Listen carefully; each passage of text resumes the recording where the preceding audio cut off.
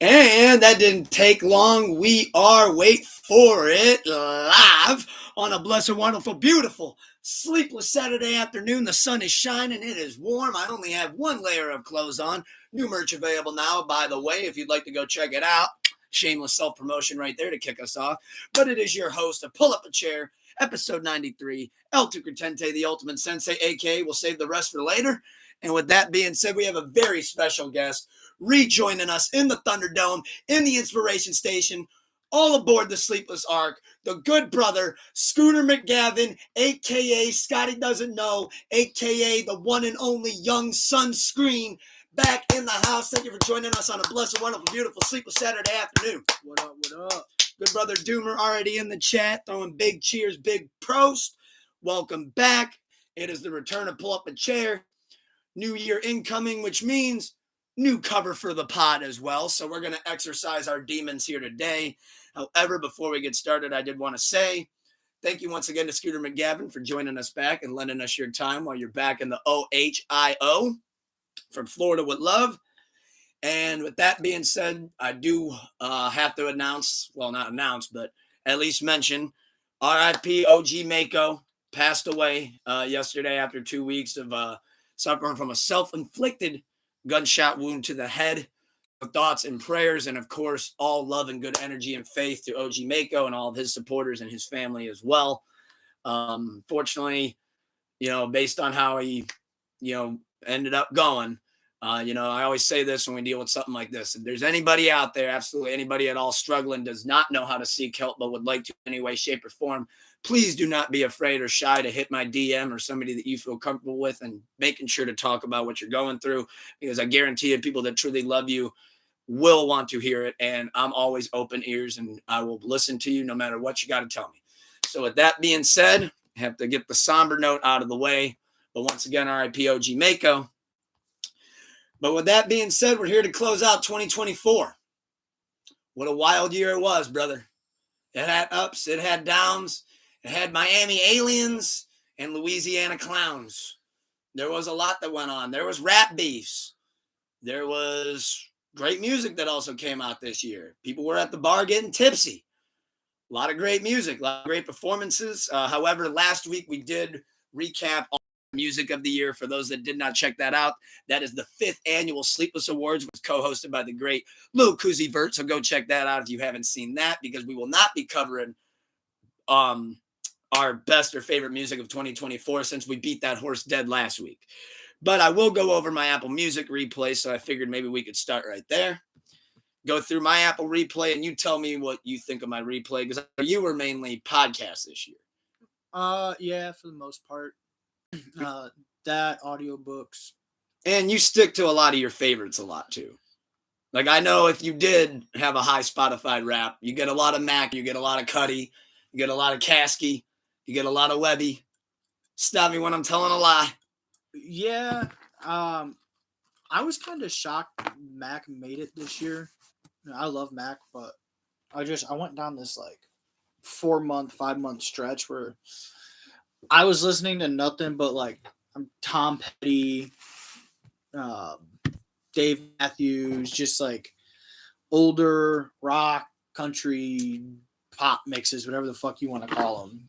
Yeah, I kind of had my shit all over. But like, dude, at one point, dude, I don't know how many times I fucking listened to "Refugee" by Tom Petty. Like, I beat that shit with a whip. On your Tom Petty shit, bro. It's so good. Or like fucking Blue Oyster Cult. And I'm gonna say something maybe a bit controversial here. I don't think "Don't Fear the Reaper" is their best song. I love "Don't Fear the Reaper," but I think "Burning for You" is the better song. As a whole, in terms of replay, in terms of replay value, if you're like, we're gonna turn on some Blue Oyster Cult, what do you want to hear? I'm probably gonna say "Burning for You," although "Don't Fear the Reaper" is a great song. I probably like "Don't Fear the Reaper" more, but I'm not like I don't think your take's like egregious. Like your take's not really that hot to me. It's just kind of like, I can see that. Cause like I don't know, there's that, and then like they just celebrated their 50th anniversary, Blue Oyster Cult. Love them. They're 50th so anniversary. They're so good. Like, they're so good. And I saw the speech that the singer gave on stage when he was like doing it. He's like, I know we're not on everybody's like, favorites list or anything by any means. He goes, but just being able to say we've been up here doing this. He goes, I love these guys. This is my family. Thank you for 50 years of it. Like, we never thought when we started that here we would be 50 years later, killing it on stage with a huge crowd and people still singing this shit word for word. So that's dope. But that had to Mac was number 5 in my list of top 5 artists. Who was one? Kasky. Oh. I listen to a lot of that dude. But Kasky should never charge you for a ticket to any show.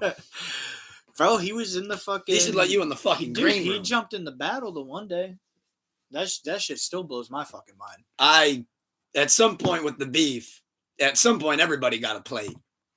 And then J. Cole made his plate, and then he ate it, and then he put the food back on the plate and returned it. But we ain't going to go into that.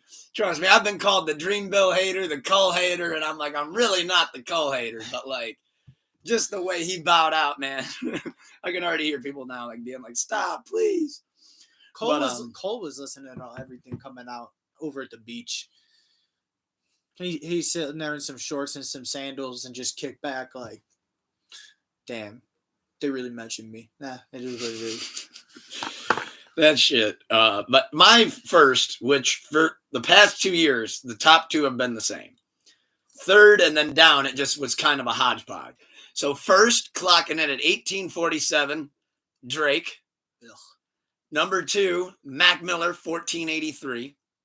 Number 3, this ties into my album of the year of 2024, Schoolboy Q, 1386, shout out Blue Lips. Number 4, King Kendrick Lamar, The Crown is Heavy. He's in my list. Got him at 1100. I got at 1000 Leonard Skinner. It's on my Skinner vibe this year, Skinner bag. We got Future also clocking in with 1,000 minutes. We got Noah Khan clocking in at 872. Then we got Zach Bryan at 8 with 830. We have Metro at 745 at number 9. We got Coulter Wall, 688 minutes. Then we got J. Cole, 596 minutes. We got Queen, 562. Number 13, Benny the Butcher, 544. Number 14, Ab Soul, 511. And then at 497, Kanye West. I love Kanye. Even now, after everything, I still love Kanye. I thought Vultures 2 was solid. Bro, I don't know. I think Kanye's a little misunderstood. I think he needs his medicine for sure. But I think ultimately, I don't think he's far off on certain topics. But we'll leave that there. So we'll leave that there. But I feel like it's parallel it to politics real quick, right? It's how you're presenting a message. And he doesn't work on that part. Yes, he doesn't work on that part. But there are certain things that he will say. Listen to his Rogan interview, and he does it a lot. He'll present something that just sounds insane, but then you let him talk about it, and you hear it, and you're like, okay, I guess. It's always hold on. Yes. Let's. Yes, it's but then you look at a Donald Trump, and you're like, you hear how he says something, and you're like, what? But then you hear what he means, and you're like, okay, no. You're like, that's not as bad as it came out. Yeah, you're like, I get what you mean, but there's a better way of saying it.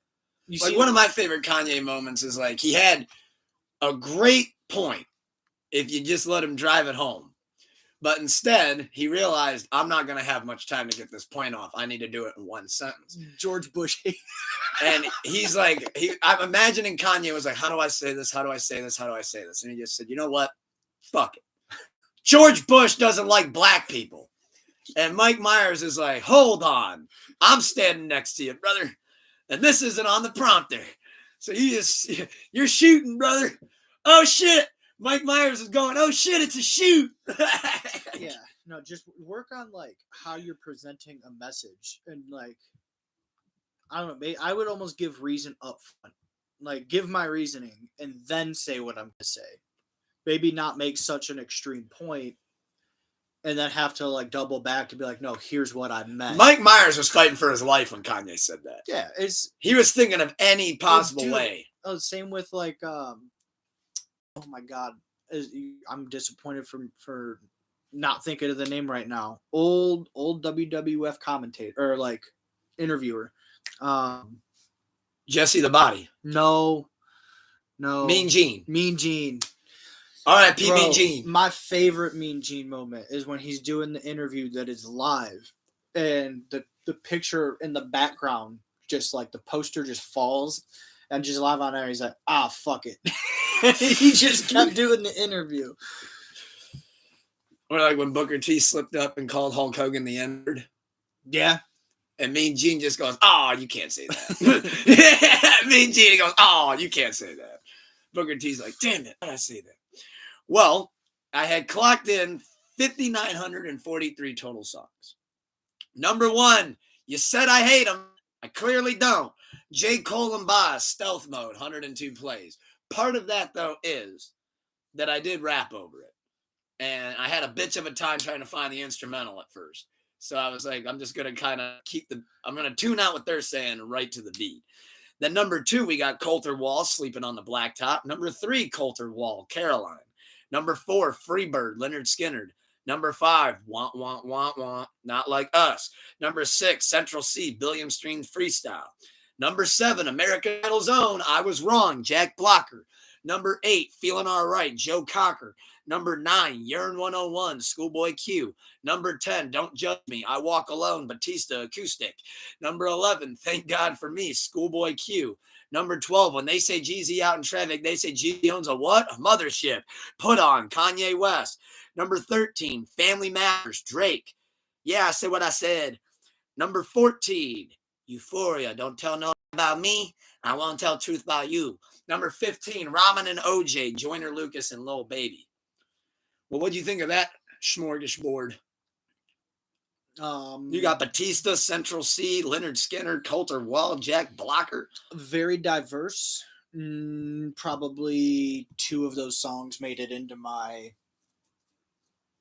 playlist. My playlist through the year. What was the 2?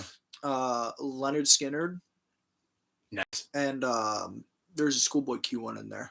Yearn 101? Yeah. Like, damn, man, whop it a bitch like Yearn. I'm a drop top homie so the sun won't burn. Yeah. Number 1 for albums, we got 1,351. Blue Lips took number 1, 1,187 minutes. Coulter Wall, Imaginary Appalachia, 588 minutes. Pronounced Leonard Skinner, number 3.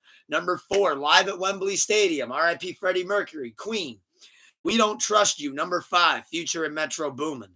Number 6, I Thought It'd Be Different, Rory. Number 7, Faces, Mac Miller. Number 8, Drake, For All the Dogs. Number 9, Family Matters, Single, Drake. Number 10, Hardstone Psycho, Don Toliver. Number 11, GNX, Kendrick Lamar. Number 12, Might Delete Later, J. Cole. Number 13, Soulburger, Ab Soul. Number 14, F1 Trillion, Yeehaw, Post Malone. Number 15, Thank You, Stone Temple Pilots. I'm trying to figure out how I pull all my shit up. My top genres were hip-hop, country, rock, rap, and hard rock. And then I will just leave out top artists by the month, top albums by the month, and all that good stuff. All right, let's go. I know who my top 5 are off rip and what my top 5 songs were. So I just want to pull up some of my top songs here. My top 5 were El Pistolero by Machine Gun Kelly. Nice. Not Like Us, Kendrick. I'm a Virgin by Caskey, which really good song. Euphoria, Kendrick Lamar, and BMXing by MGK. Nice. So that's my top 5. But if we look down through here, we got Billy Idol, Rebel Yell, Hold the Line, Toto, Break the Bank, Schoolboy Q. Oh. The Format by AZ. Jukebox Hero, Till I Collapse. Jukebox Hero. Refugee, Tom Petty. I told you I listened to that a ton. Nice. Got some Nipsey Hussle in there. R.I.P. Nip, the marathon continues. Oh, yeah. Foreigner, Rush, Tame Impala. DMX is in there. A lot of Caskey in here. Key Glock in here. Avenged Sevenfold. You have some A7X. God, I love Avenged Sevenfold. Love that. The Death Bat, brother. Jim Johnson, WWE. Oh, nice. Oh, so you're yeah, on the dude. themes too. Dude, I've been on two in particular that when I work out, I put them on because I feel like a fucking gangster. Is it Voices? Nope. You're gonna pay. No forgiveness this Dude, time. You're gonna pay. You're gonna pay. Like such a badass when that song comes on and like you're getting a good lift in, and that song comes on and you're Dead just like, man walking. Yeah, You've done dude, it. I put myself in Taker's position, and I'm like, let's just hit this shit heavy. I love that song. And then the other one is Metal, Kurt Angle.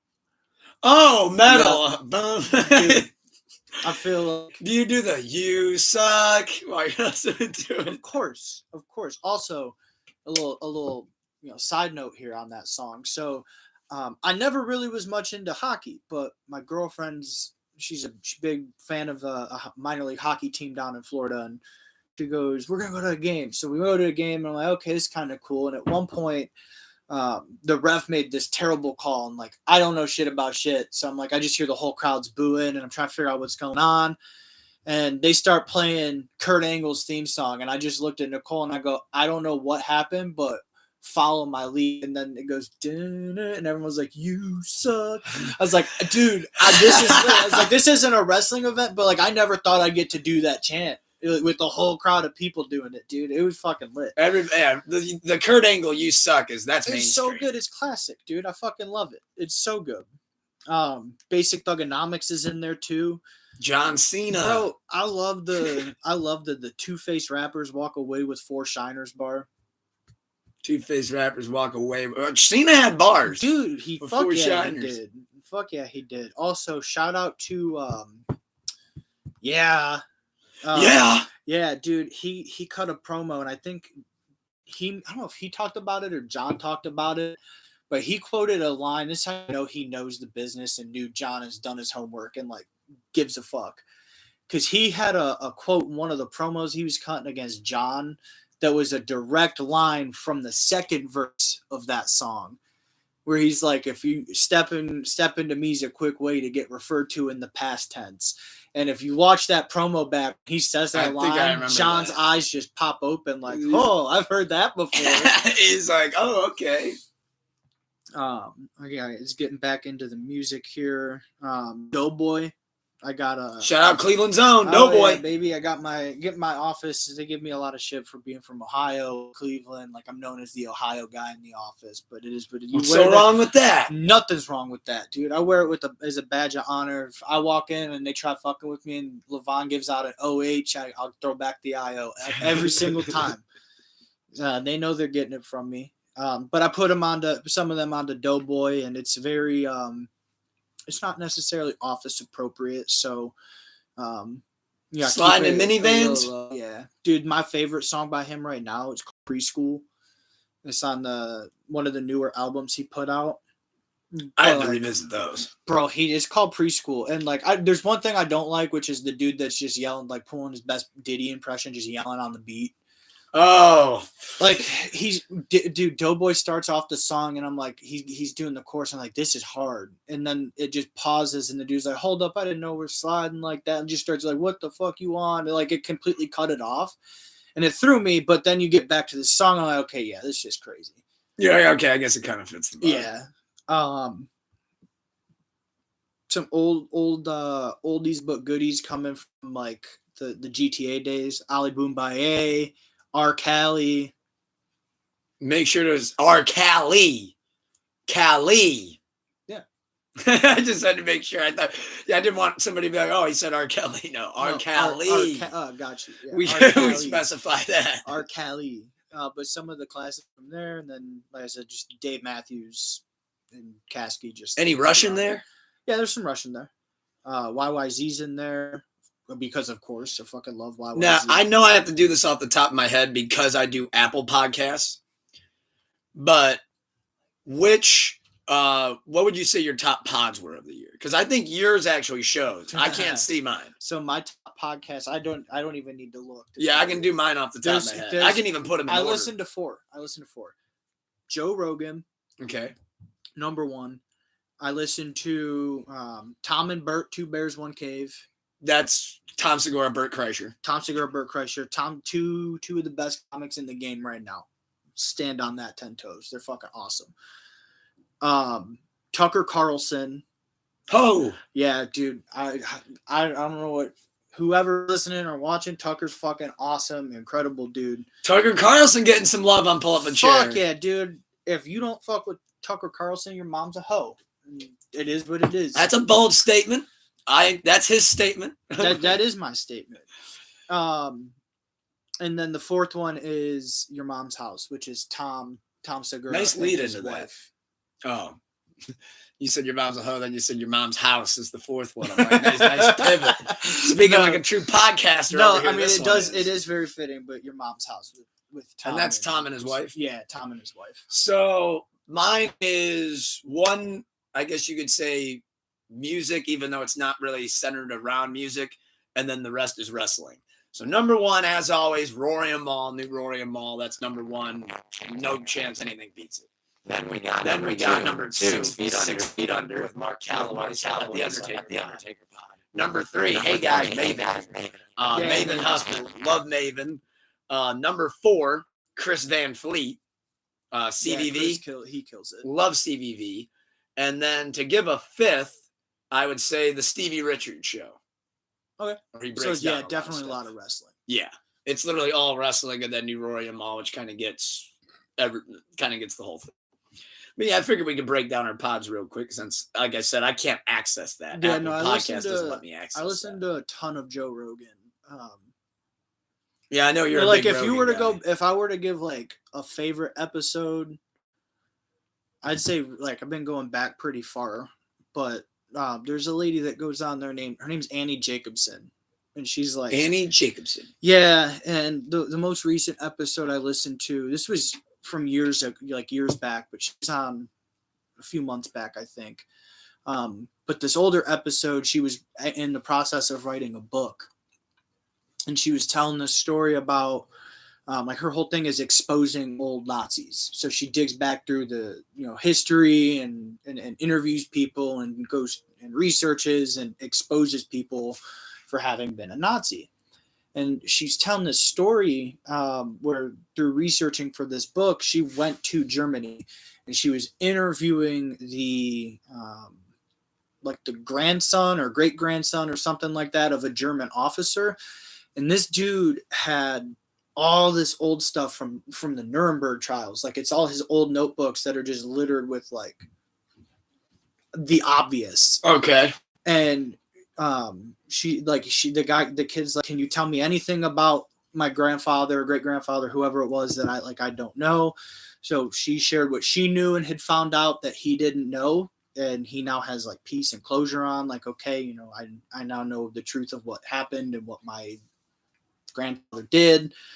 And in turn, he shared some stuff that she didn't know, but also gifted her all of that old stuff. And she was like, and he got a gold mine. Yes, but where it got a little hairy, and she obviously doesn't get caught and arrested, but having things with those markings in Germany is illegal. And you can be arrested for it. So when she went to leave Germany, she had gotten rid of all of her belongings to carry back all the memorabilia. And she's like, had they opened my bag and checked my bag, I would have been arrested on the spot. Now, did that guy do that on purpose then? No. Or no? No. That was just the way it kind of happened. Yeah, like she just didn't think about it until she was in line at airport security. And then realized, oh yeah. But then she went on and she put all this like the book together. Like it's a super interesting podcast. I thought she boofed the manifesto or something for a second. I was like, yeah, no, however you got to get it. But like she's like that's her whole thing is like she writes and researches and exposes people, and like she's super smart, very well traveled, and like just Rogan, having listened to some other episodes, I'm sure, but like just the questions he asks, and I've listened to a couple. It depends on the guest for me. Yeah, but how he gets like stories and stuff out of them, it's super interesting. But I've been listening to her like last couple episodes. Nice. Well, that puts a bow on our podcast wrap and our music wrap for the year. However, though, to close out the year, hold on. I didn't go through my top 5. I gave you some songs from my list, but I didn't give you my top 5. Oh, artists. You didn't give the top 5. Top 5. I gave you my top 5 songs and some of the songs out of my songs, but there are other artists within that list, but I didn't give you my artists. Number 1 was Caskey. Number 1, Caskey.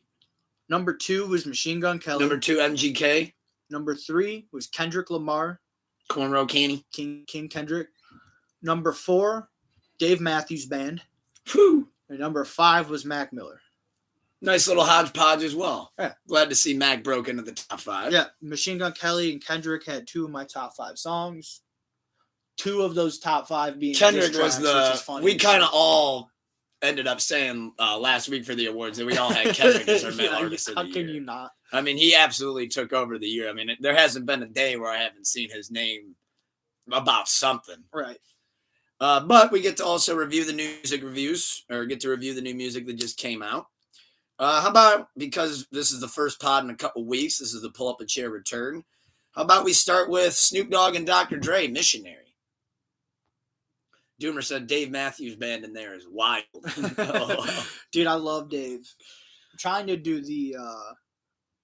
they do a tour generally every year. They come to West Palm Beach, which is like a 3-hour drive for me. And I'm like, I really want to do it. It's 3 days. They do a whole fest, different sets every night type thing. And I'm like, I'm trying to do, they're not doing it this year. They just got inducted to the hall and they're doing something weird with their tour and like taking a year off.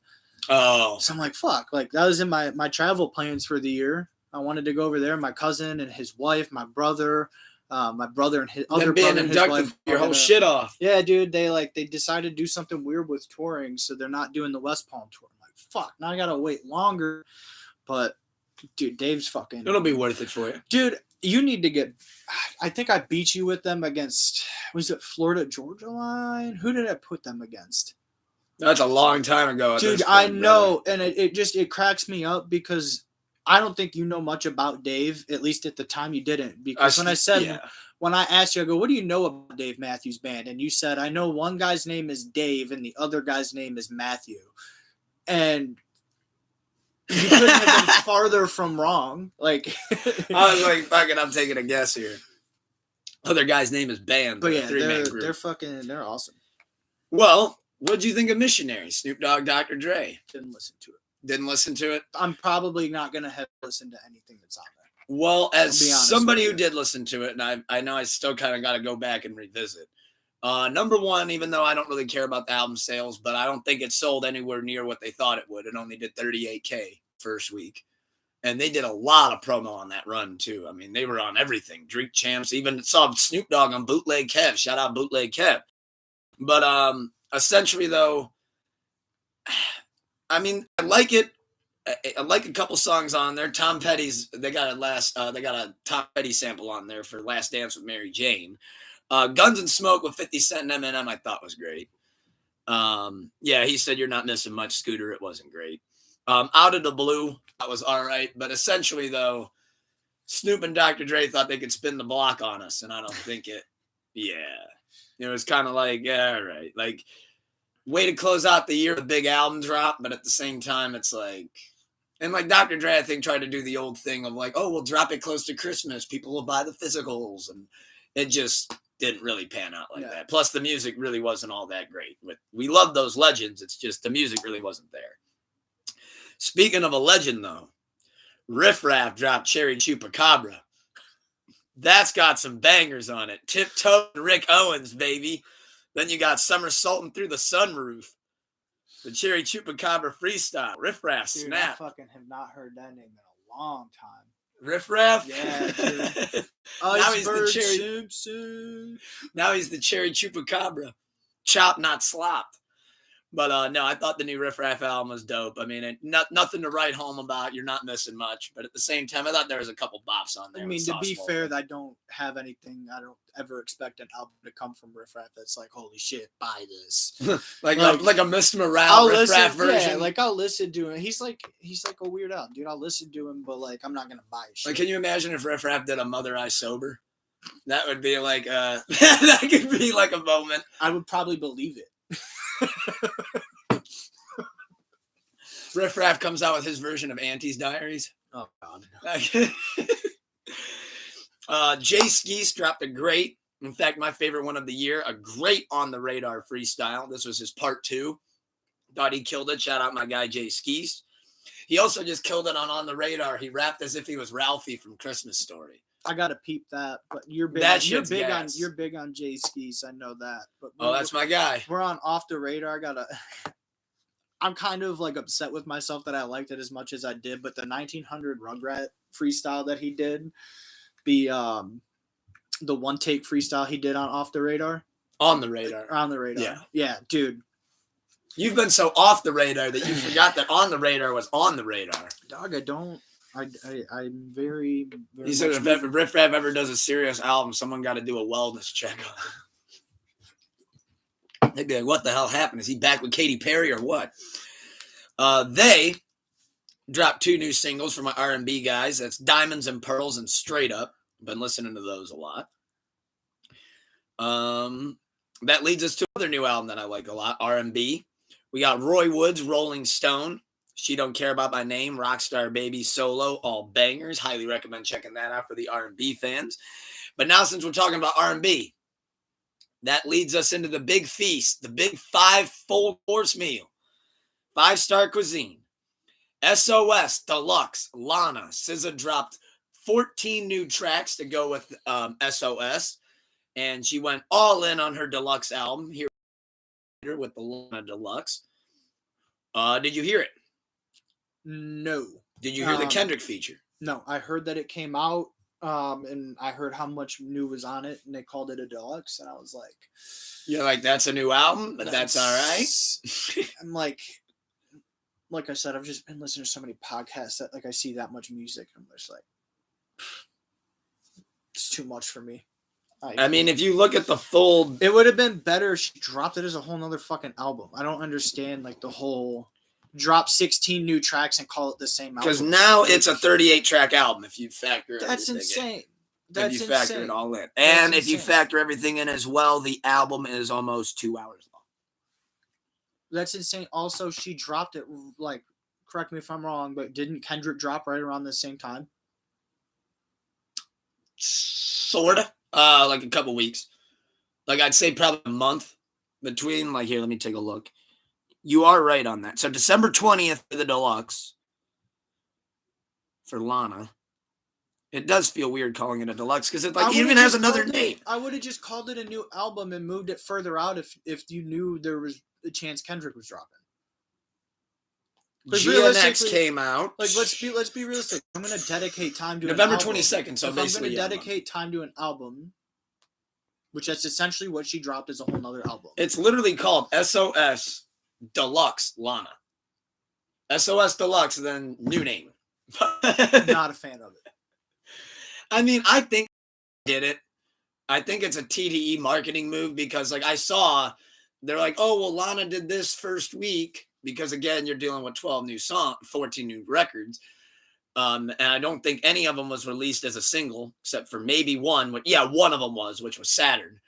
But I think they did it because it said, oh, well, with her doing 197K first week on Lana, it actually put SOS back at number 1 and said, oh, well, it already had spent 7 weeks at number 1. So now it's back at number 1 after being off the charts. So they wanted to chart longer.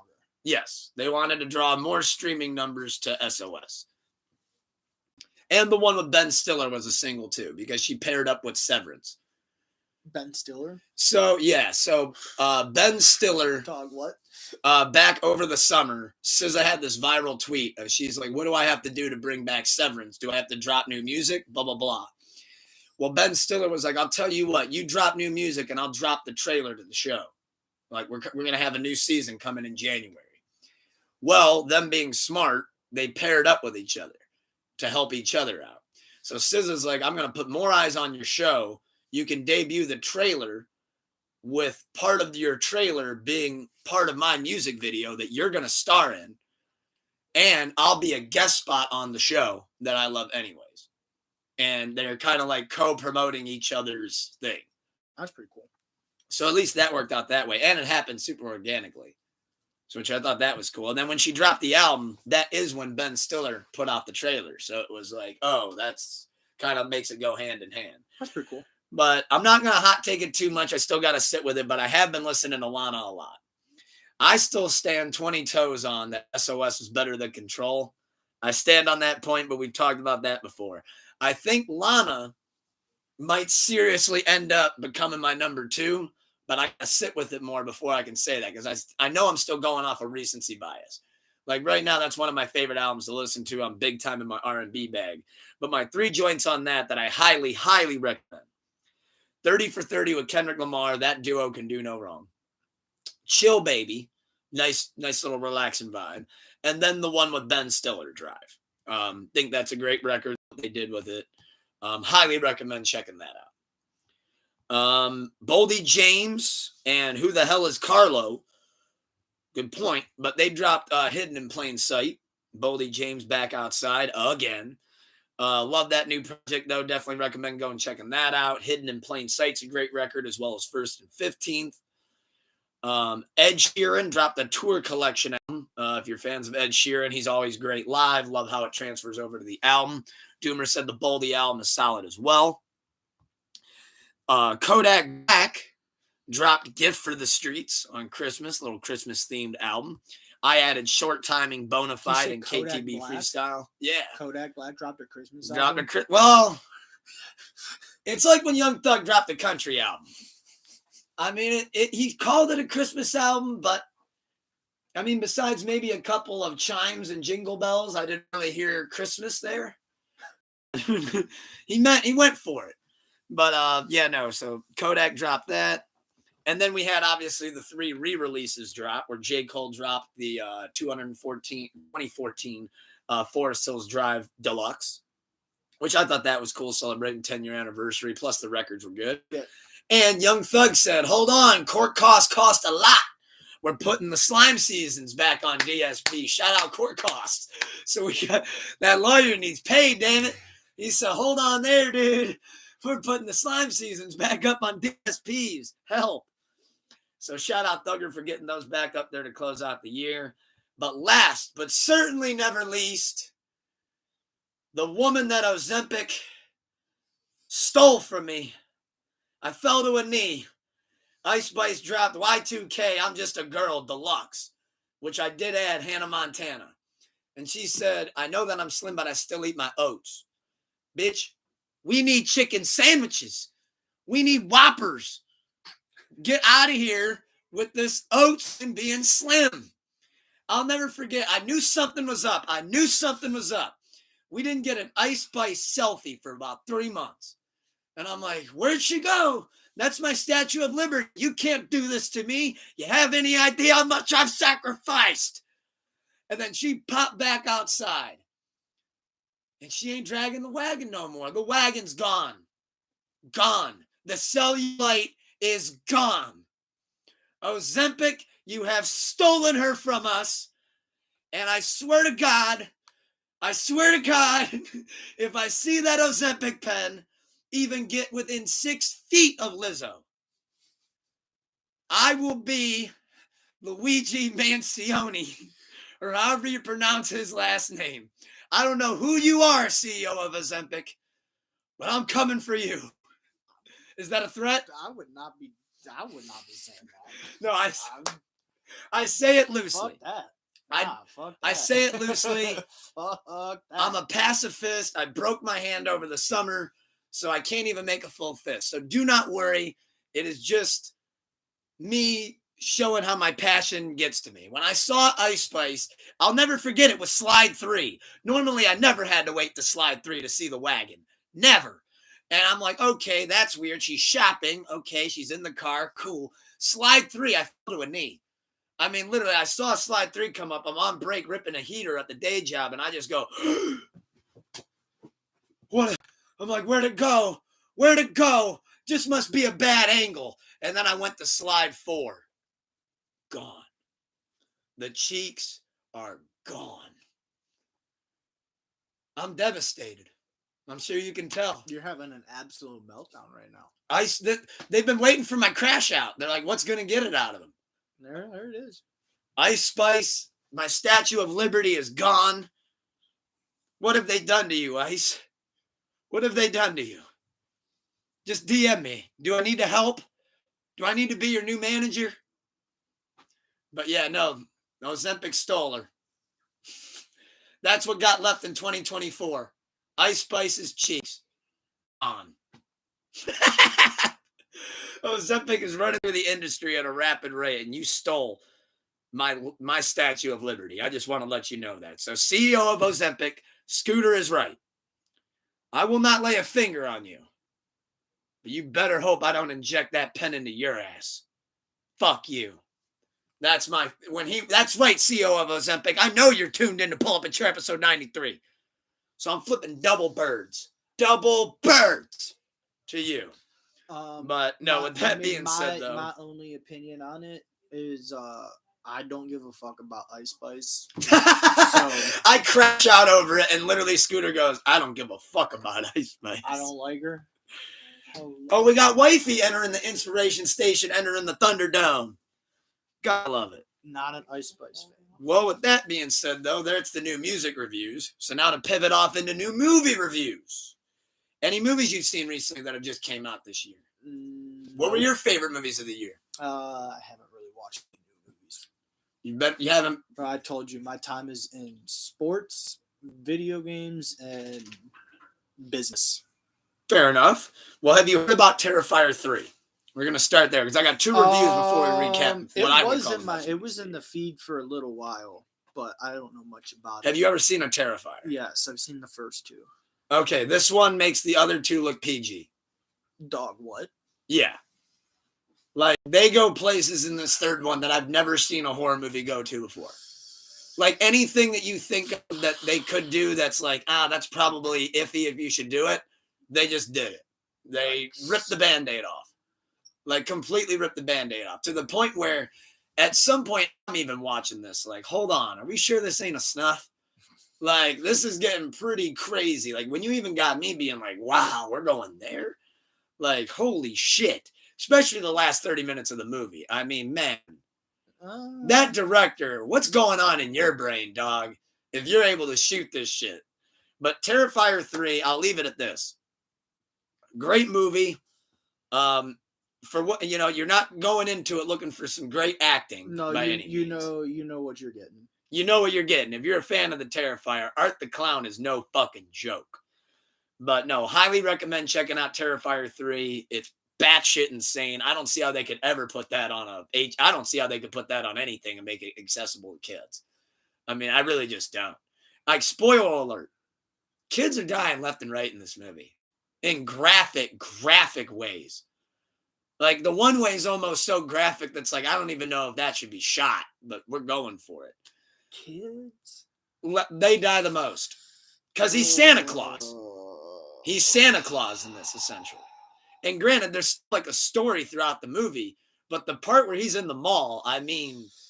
All right. I don't know. The first two are intense. And like I said, this movie looked like he was just warming up. Yeah, I don't know. And they said he's in works of shooting the fourth. I'm like, where do you go from here? Space. Pretty soon you're going to have to Fast and Furious this shit. It's like the Leprechaun series. It's like the movies are so bad that they're good.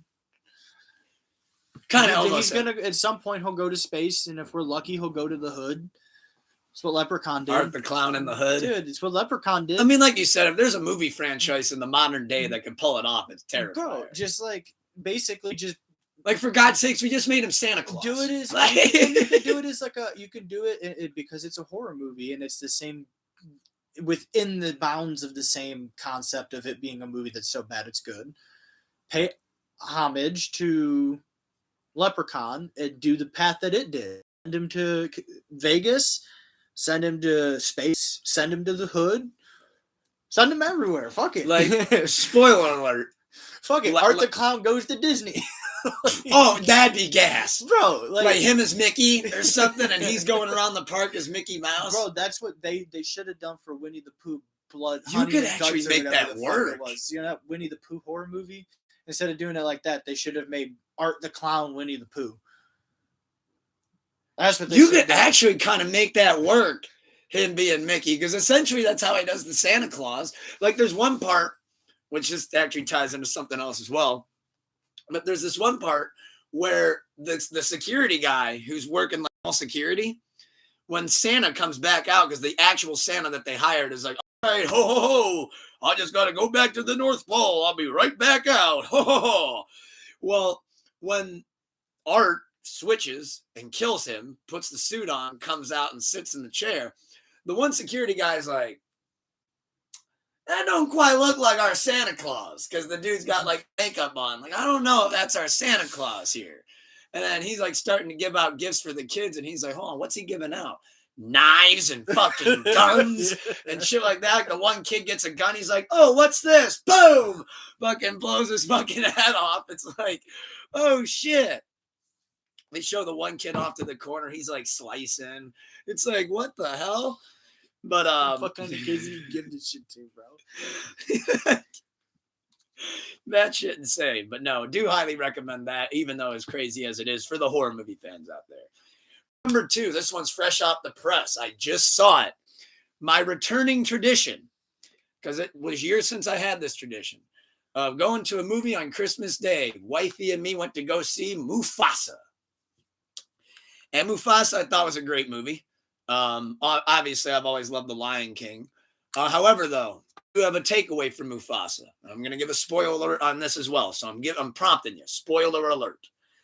So they show in the movie, obviously, it's all centered around the origin of Simba's father, Mufasa, and kind of how he grew up, what his story was. But at the same time, I'm surprised they didn't market it like this. You also get Scar's origin story, about how Scar, like, you know, kind of what started his villainous path. And I'm going to say something right now. Mufasa was kind of an asshole. Mufasa was kind of a dickhead. So, first off, I like how Scar had 3 strikes. In fact, he even kind of gave him 4 low-key. So, first off, Mufasa, him and his parents, they end up getting caught in flood, completely separated from each other. And Mufasa ends up getting saved by Scar. Because he's literally like hanging in the water. These alligators are coming up, and Scar's like kind of thinking about it. He's like kind of got the, you know, that spot in the movie in Lion King where he's holding him by the paws. And finally, he's just like, I don't know. My dad told me don't save other lions, but like, I can't let you die. So he pulls him up. He's like, hey, I can't guarantee you're going to be able to stay, but we'll take you back to my pride. Kind of see how you fit in. You might get kicked out though. Mufasa's like, all right, bet. Goes on to the thing. Immediately, the dad, who's Scar's father. Now, keep in mind, Scar's the one right now in line to become king. It's all set up for him. Nothing's going to fuck it up. His dad's like, well, if you want to stay here, Mufasa, you have to race my son. He goes, if you can keep up, you can stay. Well, Mufasa beats him, smokes him, clears him, dusts him.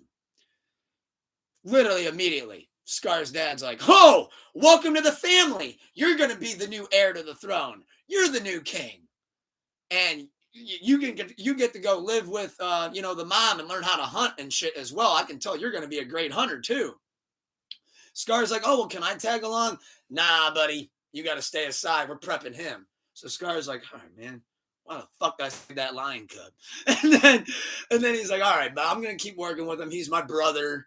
They do this whole song and dance of that's my brother. I'll do anything I can for him. So he's loyal as shit to him. Simba goes to get into just starting fights. Scar's like, all right, man, fuck it. I'll stand here, get jumped with you. Bah! Scratch clear across the eye. Ah! Got my scar. Took a claw for him. You know what Mufasa does to repay him? And keep in mind, Scar's just kind of like, it is what it is. I'm this dude's, I'm his dog. It is what it is. But he said, hey, Mufasa, just one thing. That girl, I really like her. Just let me have her. Cool? Mufasa, yeah, that's cool. What's Mufasa do?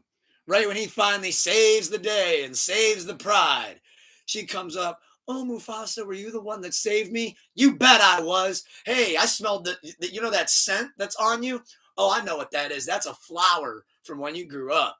Oh, yeah. So now he's just melting her, just hitting her with the Riz, just Riz after Riz, as Scar's watching this unfold. Then he pulls her. They go off, make Simba, and he's like, "Hey, Scar. Hey, Uncle Scar. This is my baby Simba. What you think?" And got mad when Scar was like, "Man, fuck you." Went off to like be by himself. And Scar, being the dude that he is, when they spun the block on Mufasa to try to fuck him up, he came back just to help him. And then Mufasa's like, "Oh, you're gonna stick around this time?" He's just like, He goes, "You're still my brother." And I'm like, why is Scar the asshole? I'm like, Mufasa's a bad friend. Like, Mufasa's a terrible friend. Like, what the fuck? Yeah. You stole his right to be king. You took his family from him. And the one thing that he said to leave him, you took that too. And said, "Hey, look at the kid we made." You're a terrible friend. No wonder Scar, when he finally had enough of this bullshit and Mufasa about to fall on the thing, he's like, "Man, I've saved you too many times, dog. You got to eat this L. See ya, bozo. Take that, jobber. Fall right into that stampede." That's why when he saw Simba down there, like, "No, Dad, get up." Scar's like, "Man, I've saved him 6 times, man. Fuck that dude." But no, I thought Mufasa was great. I'm sure you didn't expect to get that breakdown. No, of Mufasa. I did not. I'm not real into the whole Disney side of stuff and all that stuff. So yeah, well, that was the first new movie I've seen at the theater, and oh god, been a minute now. Yeah, Nicole wants to go to the theater. What's she want to see? She hasn't given a movie. She keeps telling me to pick, but there's nothing out that I really want to see. So. Like, how about we just rent Terrifier 3? Chuck told me to watch this. So. Nah. Best movies of the year, though. I have a couple that come to my mind. I said I haven't really watched on the year. It's just been. I don't want to say. I got to watch how I word this. There wasn't many releases meant for me this year, if that makes sense. Like Wicked, I saw is cleaning up at the box office and looks great. No hate on Wicked. I don't care if I ever see that movie, though. It's like my life will be just as fine without it if I never see it. So like there was a lot of big releases, but like, and again, that goes with I wasn't really at the movie theater all like that this year. That goes back to, like you said, just life. Can't be hitting the theater fucking 2, 3, 4 times a month like we used to be. You got to utilize the time better, unless it really, unless it's something that really calls for me to get out there. I will say, though, my favorite movie of the year is hands down Twisters. I mean, I've rewatched that movie to Kingdom Come at this point. I love that movie, Twisters. But I'm also a storm movie guy. I love disaster movies, I guess you could call them, where it's just a cataclysmic storm just fucking shit up. Sign me up. So I thought the new Twisters was great. Love how they brought that back. I'm also flipping a bird to the Chiefs over there. But yeah, no, I thought Twisters was probably my favorite movie of the year. Like I said off the top of my head, it is tricky. Terrifier 3, I'll throw that in the mix. I watched the shit out of that. Love that movie a lot. I thought Alien Romulus was another one of my favorite movies of the year. I really like that a lot. But again, I'm a big Aliens fan. So, I mean, that's complete bias showing on all of this. Favorite TV show of the year. I mean, really, I just watched the shit out of Ted Lasso. But I did like Sausage Party Foodtopia that came out. I thought that was cool. That was on Amazon Prime. That was a funny show. Yeah, you didn't even know a Sausage Party TV show came out. Just a strange name for a show. Well, it was, you remember Sausage Party, right? Nope. The talking food. Seth Rogen and whatnot. Nah. Yeah, well, that's what that was. It was just them making the movie into a TV show. I'm out of the loop on all that shit. There's nobody. He's so off the grid, he ain't even on camera. For all you know, I'm talking to AI Scooter. Yeah, I am ChatGPT. We managed to AI his voice. But no, Twisters. So I said Alien. Give me Terrifier. I guess I'll Rushmore. One more movie that was one of my favorites of the year. I guess it is a little trickier than I thought. Yeah, most people, he said, I'm surprised I liked the Sausage Party show. Most people didn't. Yeah, I mean, Seth Rogen was doing his version of, hey, I'm woke now on some of those episodes. But Another one of my favorite movies, though, that came out, I'm trying to think. It was back in August because it was like a spree of them. It was like Alien. There was Alien Romulus. There was Twisters. While we're at halftime, let me check this. I don't know is it halftime or game over? That might be game over. I saw 40 to something. I was gonna say it's also after 4 now. So yeah, because the new game's getting ready to come on here soon. Come on soon. Well, that's perfect timing. Then I can go to Fandango and kind of refresh my memory here. Because whatever I liked a lot, I bought. Let's see what we got. Aha! There it is. One of my favorite movies of the year, Longlegs, also came out over the summer. If you haven't checked that out, I highly recommend watching all of those movies. I'll even throw Smile 2 in there as well. Love Smile 2. But I did think Longlegs, though, was better. I can't put Smile 2 in my top 4. Longlegs, I know Terrifier's fun. But if I'm putting my stamp on something, I would say that Longlegs was the best horror movie of 2024. And it's not even close. I mean, the way it was shot, the way that they did it, the surprise ending, I'm not going to spoiler alert that. But no, Longlegs, highly recommend checking that out if you haven't. Best horror movie of the year, hands down.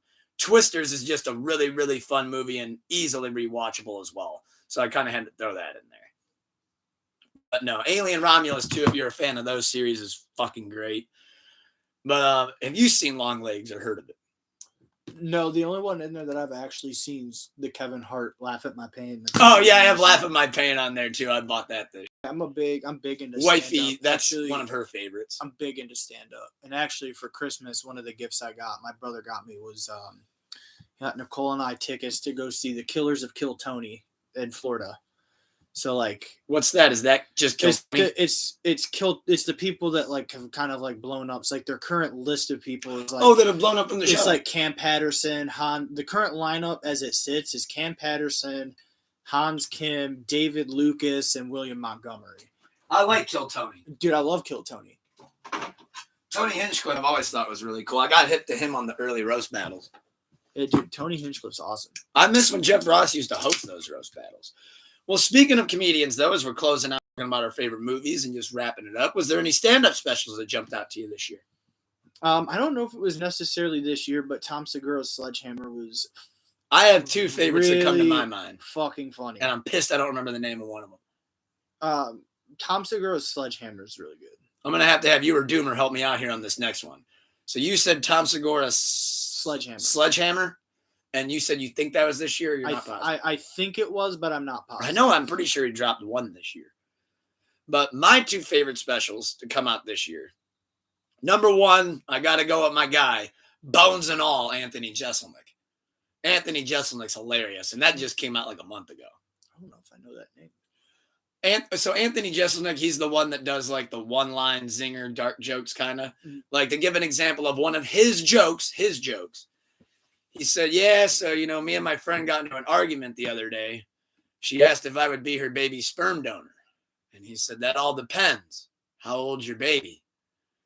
And that's Anthony Jeselnik wrapped up into one. So if you needed a trailer, there you go. It's a bunch of jokes like that. Thanks. Okay. Like he said, my neighbor has Alzheimer's. And he goes, I'm actually a really nice guy. He goes, every day I make sure to go out of my way.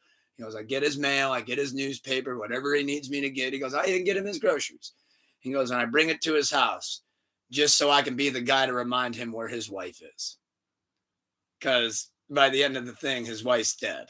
And he goes, it's not that rewarding. He goes, but the smile I put on his face. That shit's gold. But I'm not going to quote Anthony Jeselnik too much more. Those are his jokes. That's his comedy, his delivery. So I do recommend go checking that out. But then my second favorite special to come out this year, I do forget the name on it. So if you want to throw it here, please tell me. But Ali Wong dropped a special back over the summer that I thought was awesome. I know the name, but I don't watch, kind of like with music. I don't really listen to female artists and don't watch female stand-ups. But Allie is crazy because now she's freshly divorced and she was talking on stage and she's like, I want to preface this. She goes, I know it was my last, special. She goes, I didn't get to do exactly my style of comedy. She goes, he didn't like my jokes. He goes, but now, he goes, I don't give a fuck if you don't like my jokes. And just went off up there and just ripped him a new part. I respect it. Ripped him a new ass. But no, highly recommend checking out those two specials. Yep, Single Lady. That's what the special's called. Ali Wong, Single Lady. Yeah, so highly recommend checking those out. But now, let's pivot to, since we're talking about recapping our favorites and, best ofs and all that, recapping the year. How about we do wrestling MVPs of the year? We're not going to do a lot of categories, but I thought I could come up with a few off the top of my head that could be fun. Male wrestler of the year. You only need one name. MVP, male wrestler of the year, who would it be? Couple names float to my mind. But I think there's one name that it would be hard not to say. Cody Rhodes. Cody Rhodes. Cody came to mind because of the story in Mania, but I feel he finished the story. Yes, which is fucking awesome. But since winning the title, I feel like, in my opinion, again, I haven't really watched much. I've been more following through Bleacher Report, so with a grain of salt here, in terms of what my opinion is, but I personally feel from what I've read that the title run itself has been a bit lackluster. It's while yes, finishing the story's great, you haven't really done much to churn and keep my interest to the point of knowing exactly what's going on, I guess a good way to put it. So from what I've read, I would say yes, because of the Mania outcome, but no, because after that it just kind of fell off. Meh. Right now I'm going to WrestleOps to kind of get a little just ballpark. Okay, there they go. Oh, that's top matches. Hold on there, dude. Yeah, but I also feel like that's just how wrestling is now. You got a long-term story tell. So you're going to go through waves where you're feeling man, there's nothing going on here. But then you reach such a peak at a certain point with all the stories that's been told. But so the New York Post Pro Wrestling Awards for 2024, they had their men's wrestler of the year as Cody Rhodes as well. I just think because of the workload and just how everything has kind of flowed through Cody in one form or fashion, I feel like he's kind of has to be the MVP. He wasn't my favorite wrestler of the year. My favorite wrestler of the year is the name that everybody's saying. And Yeet. But I'm yadding and yeeting with the best of them, brother. I'll yad and yeet to my voice gives out. If I had to give out an MVP, like I said, as awesome as finishing the story was, I don't think that's enough to give it to you. I'm gonna probably go with the OTC. Yeah, the OTC, the original tribal chief, the only tribal chief we acknowledge is Roman. Yeah. We don't acknowledge the other guy. A very large bulk of that story runs through him in some way, shape, or form. Everything going on right now. It's the best story in pro wrestling. Yeah, in some not even close. Yeah, in some way, shape, or form, everything going on in that fucking company right now is tying directly back to him, and it's fucking awesome. Yeah, especially seeing 10 years ago that they couldn't get him over no matter what they did. Succotash, son. He said, "For the love of God, turn me heel." Please. Don't John Cena me. Don't. Yeah. So, women's wrestler of the year. I have a couple that come to mind. They gave it to Toni Storm. That's not a bad pick. Toni Storm literally put the women's division, including Mercedes Moné, in a backpack and said, "Here, I got it," and has been carrying the division for AEW all year long. Yeah.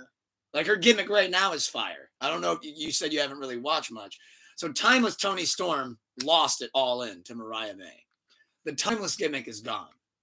Now she's acting like she hasn't been in the business before. So she's acting like she's completely new to AEW and she's completely new to wrestling, which I think that's a cool gimmick. So that's definitely a name in the conversation, I feel like, for MVP of the year. But I don't know if I'm quite ready to give her that stamp. I'm going to have a hot take for this. women's wrestler of the year, who I think is doing the best work of her career, and I became a huge fan of. Monday Night Morgan. Liv Morgan. I'd say Liv Morgan's the MVP of the year. Only because she's also doing it in much more of a mainstream sense. Yeah. Where Toni Storm, it's like she's doing all this great work, but the ratings dropping. Yeah. So it's like, damn. I mean, it's like, yeah, you're a great player, Phillip Rivers. Great example. You're great, but like, how many rings you got? Yeah. And at your company's Mania, you took the pin. Yeah. So it's like, oh shit. And she was also off TV since then. That's that's actually another factor in that. I would say her. I would even argue Rhea Ripley. I mean, Rhea's a big name for sure. Well, I mean, I got a friend that doesn't follow wrestling in the slightest. Like he knows some of the old stuff because I sent it to him. Like he's obsessed with right now, like the thing I sent of Stone Cold's bedpan. He loves that doing. He loves it, but like he doesn't know wrestling or understand. I'll take it from here, nurse. And even he was like, "Yo, who's this chick that's carrying the title?" And this was at the time that Rhea had the belt.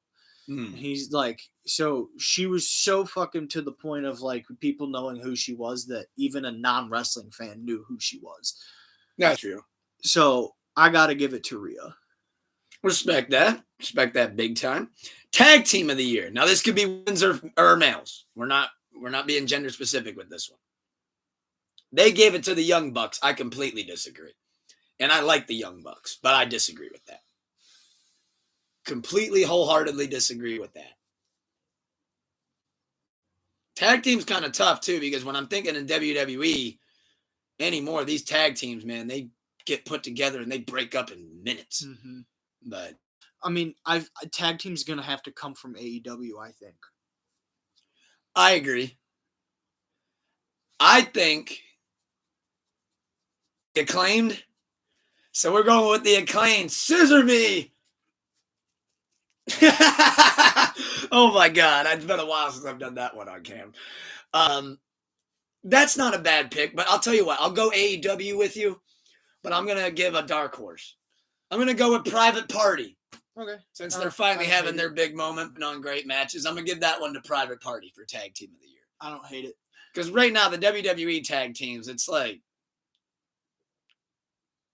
just like DIY comes to mind, but it's like, and honestly, Street Profits. Yeah, but let's be honest.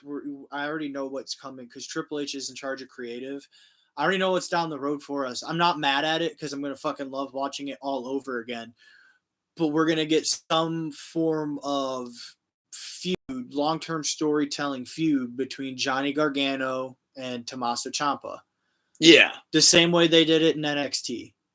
And if you haven't seen it, go back and watch him, the whole fucking build up from DIY's build. Just watch their build, their split, and everything after the split between those two. And holy shit, there are some good fucking matches that come out of that.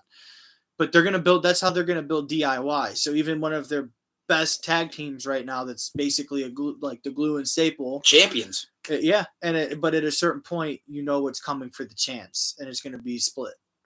Yeah, and it's going to be, you're going to get so much good wrestling out of it, but it's going to put your issue becomes who's after them. I do think though that there was an addition to the SmackDown roster that could be my tag team of the year for next year. It's just they've been in it for so little right now, the Motor City Machine Guns, that I can't give it to them, but they are making the tag team division look like, yo, y'all got to step up. I mean, but how long before they change their name? I mean, they've got Machine Gun in their name. So, like, how long before they go, gun is a sensitive word. We need to change it. To the Motor City Nurse or something like. Right. Like, I don't know. I mean, I have more faith in Trips than I do in Vince. Like, when they brought up, they changed their names to Eric and Ivar. They're the War Raiders now. They're the Which Raw is what they War were. Raiders. Which is what they were. But the problem is unfortunately, you fucking idiots went for 5-6 years calling them the Viking Raiders and referring to them as Eric and Ivar. That's all anybody's gonna fucking see out of them. And to be honest, that issue's already showed on commentary. Because like you said, Corey Graves has been so used to, like, I'm not even mad at him for it. Yeah. He'll be like, oh, and here comes the Viking Raiders. And then you can almost tell somebody's in the ear. Because he'll be like, and here comes the Viking Raiders. I'm sorry. The War Raiders. And it's like, oh, somebody in the ear went, man, you fucked up again. Like, war. He's like, oh, my bad. And that's happened like a couple times. But now. Again, it's like that's what happens when you build 6 fucking years of this stupid fucking name. Like, it happened to fucking not Bo Dallas. It happened to fucking Curtis Axel, right? Am I thinking of the right name? I think so, yeah. Yeah, he was built up as, was it Michael McGillicuddy before that? Yeah, Michael McGillicuddy. Yeah, and everybody fucking came to know him as that, but then you repackage him in... And now it's Curtis Axel. Yeah, you repackage him into, was it Nexus, right? And then he was with Paul Heyman for a minute. And then he comes out as Curtis Axel, and you're like, who the fuck is this guy? What the fuck is this? Yeah, no kidding. So we're only going to do a couple more of these because they ended up doing biggest story and all that shit. Which, just real quick, their biggest story of the year is Vince McMahon's sexual assault allegations. I think we could have came up with something different than that. That's a pretty big story. I came up with a bar that I haven't brought out yet, so I'm still waiting for somebody to use a lyric along the lines of, like, I'm shitting on him, Vince McMahon. No, I don't think they're going to use that one. I think that one's going to stay in the vault. Somebody probably already thought about it. West Side Gun probably thought about it. Shitting on you rappers like I'm Vince McMahon, woo. And then they were like, hey, West Side, we got to keep that one in the vault. Keep that one. But it when I saw that detail come out, I was like, ooh. Well, do you have a match of the year? Like I said, I haven't watched. I have a match of the year. I can't answer. Give me Punk versus Drew, Bad Blood on the Cell. That's my match of the year. Okay. That felt like, if you didn't tell me, I would have said, wait, is this 2004? Like, with the way I saw the match panning out and the shit that they were even saying and the story they were telling, I'm like, man, this has a vintage feel to it. So that's not even, nothing even comes close to topping that for me. Sorry, Cody. I know you finished the story. That's what they have there as their match of the year. Now, last two. Faction of the year. Do you have one? They said Judgment Day. I say Wyatt 6. I would say Judgment Day. I mean, Judgment Day is kind of like the clear pick. They killed it, and honestly, I got to give a lot of that to Dom. Yeah. Yeah, I would say Judgment Dom Day. getting I don't disagree with their pick. And then, I would say, like I said for that one, I'd give that to the Wyatt 6. I've always been a big Bray Wyatt guy. One of those people is going to be Bo, if it's not already confirmed. Oh, yeah, Bo's Uncle Howdy. Yeah, Bo's Howdy, and then the rest of the group consists of Nikki Ash. Oh, you mean that superhero bitch? Yeah, she's the girl. And then you got Dexter Loomis. He's in the group. They found something for him, which is cool. Yeah. They have, off the top of my head, Eric Rowan. Good call, yeah. And then Joe Gacy. And then it looks like the 6th member is who they've been dragging, but it's going to be Alexa.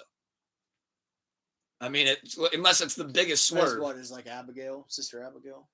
Yeah, and then she's gonna. Team, that was always what the rumor was. She's gonna team with Nikki. Yeah.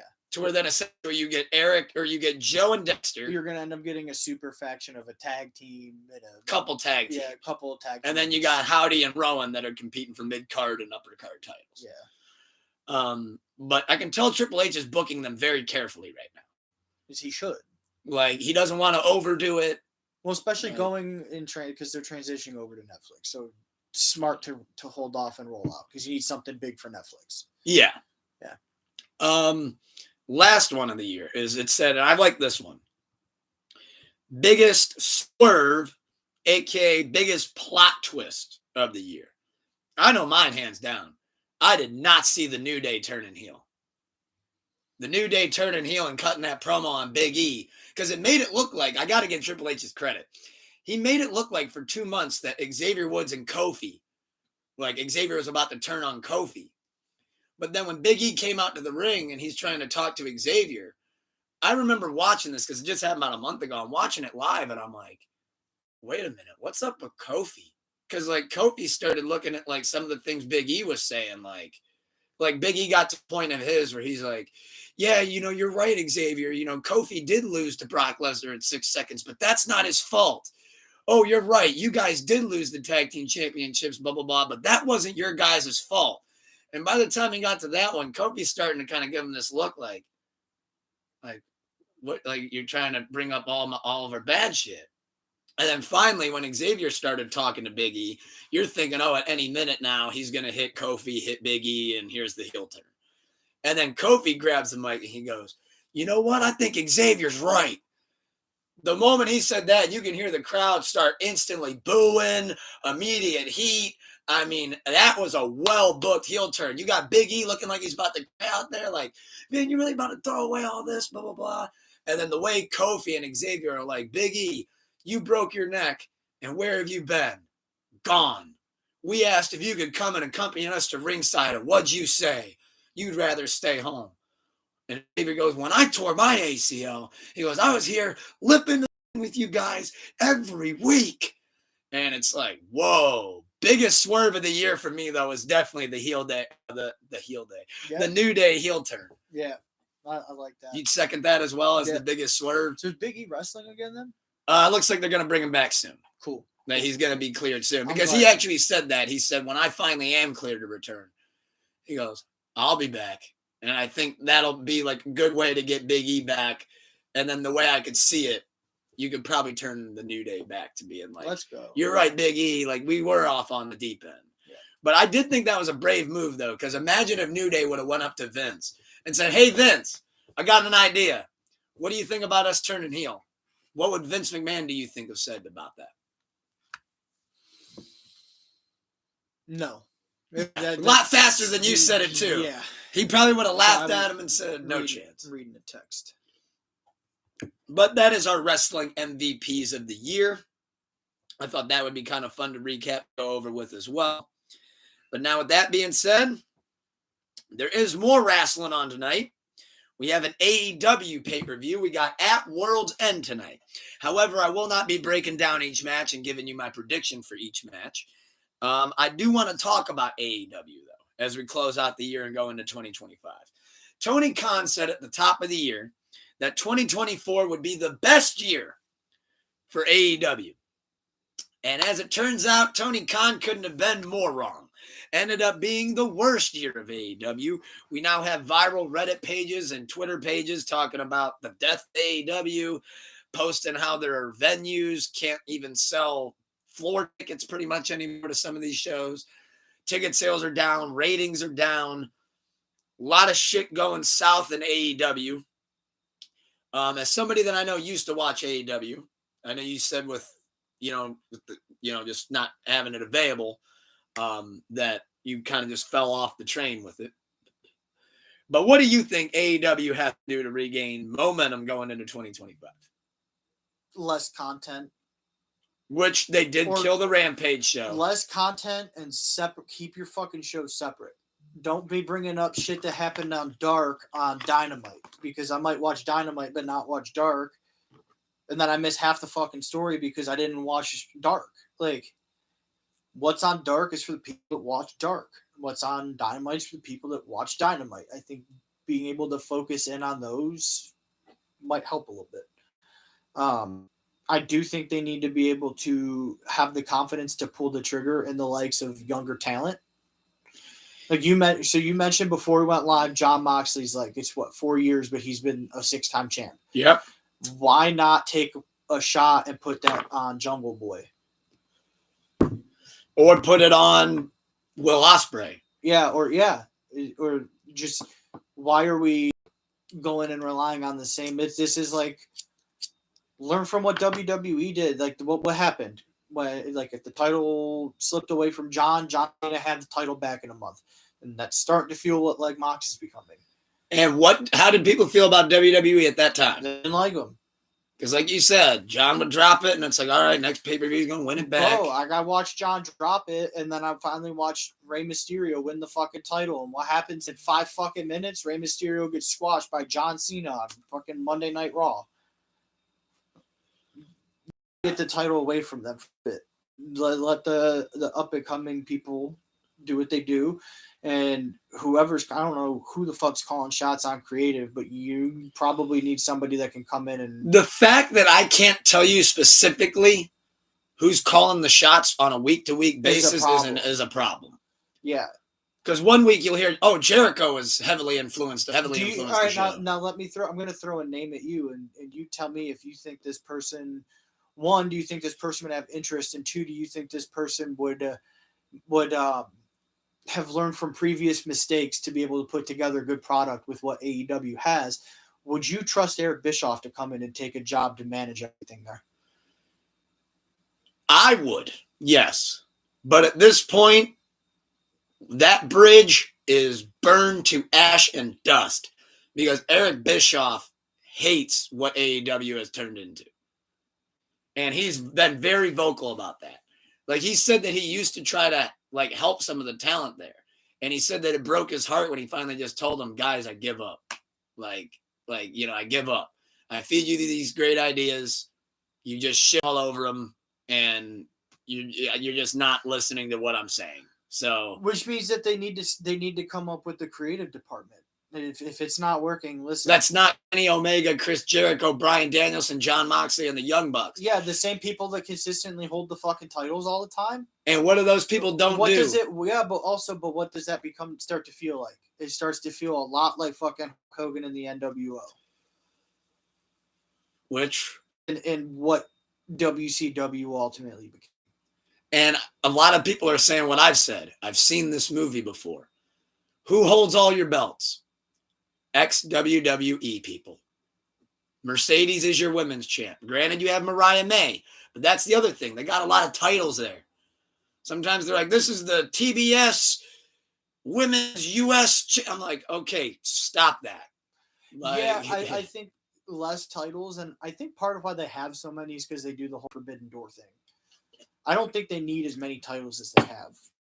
I think like tonight, they have a Ring of Honor championship or something like that being defended on an AEW pay-per-view. And it's like, come on, yo. Yeah, that'd be like, imagine if you were watching WWE and next thing you know, you're like, the next up is the TNA World Championship match. And you're like, what the fuck? I'm not watching TNA. Yeah, like what? Who are these people? Yeah. So I think just let content, kind of focus on your stuff instead of trying to incorporate all these other brands and people and stuff, and trust the talent you have. And Tony rushes a lot.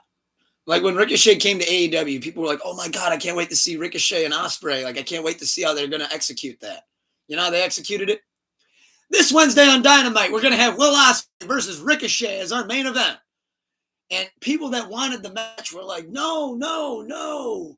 Like, you should have waited, built this. Like, damn. Don't just be like, oh, that's what y'all want? Bet. We'll run it next Wednesday. Yeah. First match in the company. Let's go. And it's like, oh. And then like they're trying to make Ricochet heel. That's the other thing. Let's just start with that. Signing people expecting a big ratings boost. This isn't 2020. You're not the fresh product on the block. Like, you know what I mean? Like, and let me know, unless it's like a really, really big name. Like the only rumored big name I think that could make a change right now is Shane McMahon. Yeah, that actually wouldn't be a bad thing. Like I mentioned, they want to bring him in like Bischoff. Right. I was gonna say, like, I mentioned Bischoff, but like if you bring Shane in, Shane's also been around that block and has learned a thing or two. I think that's really smart. Bringing in Shane would be smart. Also, does this set up for a potential redo down the line at some point? If that's the case and Shane does come in, which is he there? No, but there's a lot of pictures with him talking to Tony. And he was backstage at the last pay-per-view.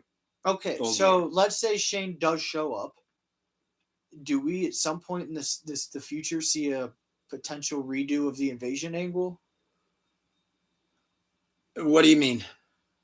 Like as a joke, No, like as a at some point one of these companies is gonna go under and acquire, and like you basically have a WWE buys. I would say yes, but Shad Khan, Tony's father, seems to not mind just throwing money at this. Or do we say Or do we look at it from the standpoint of like WWE, AEW were kind of becoming like an NFL type deal or NBA type deal where you have wrestling as a whole? Do we want to start looking at potential moves across companies and intertwining stories to try to blend what's real and what's not? The only thing is that WWE looks like they will not ever mention the letters AEW on their program. That's true. Like, even Kevin Owens supposedly gotten some backstage heat when he brought up Cody's run. They were doing, that was just at a live event. He cut a promo. He's like, yeah, Cody, I know you probably don't like being back in Jacksonville. I know it probably brings back bad memories. And people were like, oh, that's what he's talking about. Like, all right. And supposedly he even got backstage heat for that. Like, somebody was like, hey, Kevin, cut that out. Like, don't be bringing up the other company. Even though they don't mind when Punk does it. Like, by the way, I got to bring that up real quick. When Punk, in the middle of cutting his promos, looks at the hard cam, he goes, oh my goodness. He goes, there's people on this side. I'm like, that's fucking good. That's gold. Like, he'll be like, isn't it a great night to be in Chicago on a Monday night or what? He goes, we got people on the hard cam side. But, yeah, I think AEW we need better stories, more consistent, creative. That's not, like you said, the inmates running the asylum. Yeah. I think that's really the key. Like I said, it's so watered down with content. Like with what I have a lot. And it's too much. Yeah, it's way too much. You basically get wrestling every day of the fucking week at this point. Yeah, really you do. If you followed all companies, you'd have wrestling every single day. I think it's a good pivot into fantasy football, no? This is a good pivot into fantasy football. So that covers, though, AEW. Like I said, I just wanted to kind of bring that up and mention that. But like you said, that does bring us right into football. We got the Denver and the Bengals game going right now, freshly just started on kickoff. So do you want to recap our fantasy season then? For your league, no, because I didn't do good. For my work league, I'll sum it up. Well, right now you're in a championship game. I'm knocked out, brother. Yeah, no, I'm out. I'm in a championship game for my work league, and I need Cortland Sutton to have a good game here. So. Oh yeah, you're hoping for Sutton. Yeah.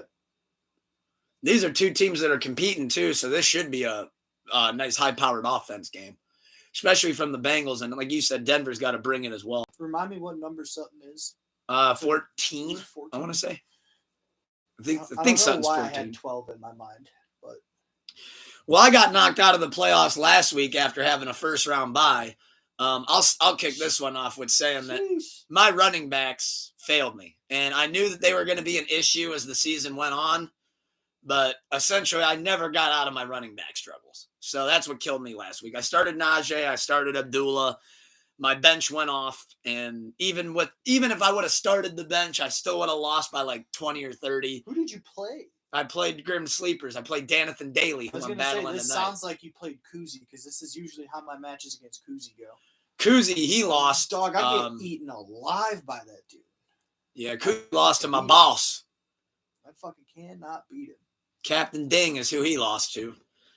Yeah, I mean, I had Mike Evans. He bottomed out. Deebo Samuel bottomed out. Juwan Jennings bottomed out. Trey McBride bottomed out. I got a good storyline for the championship game here, too. Because, yeah, you're right, 14. The person I'm playing right now, I played her twice last year. Technically, it's her husband. But I played them twice last year and twice this year. And I have not beaten them. I am 0-4. So what a better fucking time to get a win than in the championship game. That's a story. You're going to finish the story. I'm hoping so, but they've got the favorite right now. So I'm hoping that, I'm hoping the weather drops big time in Cleveland. As much as I hate the cold, Miami, historically, Tua and the Dolphins do not play well in the cold. Mike McDaniels was looking like he was getting frostbite in Green Bay. But Miami and them, they do not play well in the cold. No, they do not. If I want a team to show out because they're playing Miami's defense, so I need Cleveland to show out and score. And of course, it's like 60 degrees right now. Yeah, of course it's nice out. It's Miami weather right now. Yeah, no shit. Oh, that's tragic. Oh, good cut. Fucking nice pass, Bo Nix. I talk shit on Bo Nix. Talking shit on Bo? Well, my take on Bo is, as you know, I'm a big college football guy, which we'll talk about here in a little bit. But in college, Bo Nix at one point was playing for Auburn, and he was not good. He was fucking terrible. And Auburn's in the SEC, which, when you look at college football, who are the two conferences that people look at and say this is the closest to pro ball? They look at the Big Ten and they look at the SEC, and most people would give the edge to the SEC. He got out of it? He left the SEC, went to Oregon, who was in, what was it at the time, like the Big 12 or something like that? What was the one that just the one that just like disbanded? There was a conference, and guy. They didn't play defense, so he went from one of the best conferences in college football to a conference that didn't play defense and balled the fuck out. And everyone's like, Bo Nix, this kid's so good, and blah blah blah blah blah. And I was like, Bo Nix is not that fucking good. Bo Nix left what they said was the closest to NFL competition to play against no fucking defense. And then he's going off. Lit it up, and now you're going to sit here and try to sell me a bill of goods that Bo Nix is the next coming, and now here you are, and you get Bo Nix that's actually not doing terrible and looks like like a solid quarterback. Yeah, looks like a solid QB. So I gotta be a man and maybe Sean Payton saw something there that we didn't. Yeah, maybe I gotta eat a little bit of crow there, but he looks to be pretty good. Just incorporate Cortland Sutton here. Well, I don't think you've targeted once this fucking drive. I need points. Now I'm gonna move to my dynasty team, because at the beginning of my dynasty season when we drafted this year, I was projected to be like in one of the top fours. I made some trades, some good ones, some bad ones, and some terrible ones. And now I'm fighting to get the 10th place. Buddy. And I'm trying to trade to get my picks back up. And it's bad. Because I traded away all of my picks basically for this year and next year trying to make the push. Here's what I ended up with, though. Keep in mind, 2 quarterbacks, right? So I can start 2 quarterbacks. So here's my team from the starting lineup, and I'll lead it right into the bench. We got Brock Purdy, Rashad White, Kyron Williams, Deebo Samuel, Jawan Jennings, Mike Evans, Pat Freiermuth, Bucky Irving, Tyrone Tracy, Romeo Dobbs, Dalton Schultz. Here's my quarterbacks that I ended up with. Keep in mind, I started the year with Brock Purdy and J.J. McCarthy.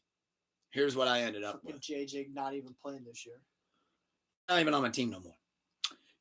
Tommy DeVito, Kirk Cousins, Daniel Jones. Oof. Ty Johnson, backup running backs. We got Devin Singletary, Cam Akers, Kenneth Gainwell, Sean Tucker. Then here we go into my bench receiver. Oh, big depth. Amari Cooper, Juju Smith-Schuster, Christian Watson. I traded a second-round pick for that bum.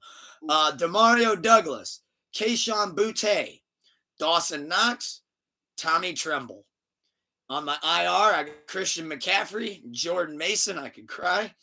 On my taxi squad, I have Isaiah Davis, Malachi Corley. My picks for this year and next year, I have a second-round pick, and then in 2026, I have 2 fourth-round picks. You're in trouble. I saw this meme real quick of you ever seen Interstellar? Matthew McConaughey? No. Well, there's this part where like it's very time sensitive in the movie because time works different when they're going through these black holes. They're like, so what happens if we go through this black hole? He's like, well, this might set us back 41 years. Well, I posted a meme in the fantasy football chat, and they all laughed their asses off at it. I made one more maneuver where I ended up trading Javonte Williams to get that second-round pick back. And I said, this little maneuver might set my dynasty back 41 years. Because really, it does feel like How drunk were you when you made some of those trades? Oh, my God. I was drinking on a couple of them. I traded a second and 2/3 for Jawan Jennings when Brandon Ayuk went out. And I thought Jawan Jennings was about to be the guy. And then that didn't happen. And it only popped off for like a week. Like when the trade first happened, he put up like 30 points. And people in the chat were like, all right, let him cook. And then it was like 3, 4, 6, 5, 8, 9. And I'm like, hey, I know what I'll do. I'll trade another second-round pick, and I'll get Christian Watson. That'll fix this issue. I bring in Christian Watson, and he goes, hey, yo, my foot's shot. I'm like, all right, I'm on to the next one. Let's use all of our free agency money and get Romeo Doubs because that'll fix it. Jalen Reed set to become the number 1 wide receiver in Green Bay. All right, that's fine. Let me trade and get Amari Cooper. He's going to Buffalo. That'll pay off. I'll trade a first-round pick. No. Okay, he's projected 15. That's good.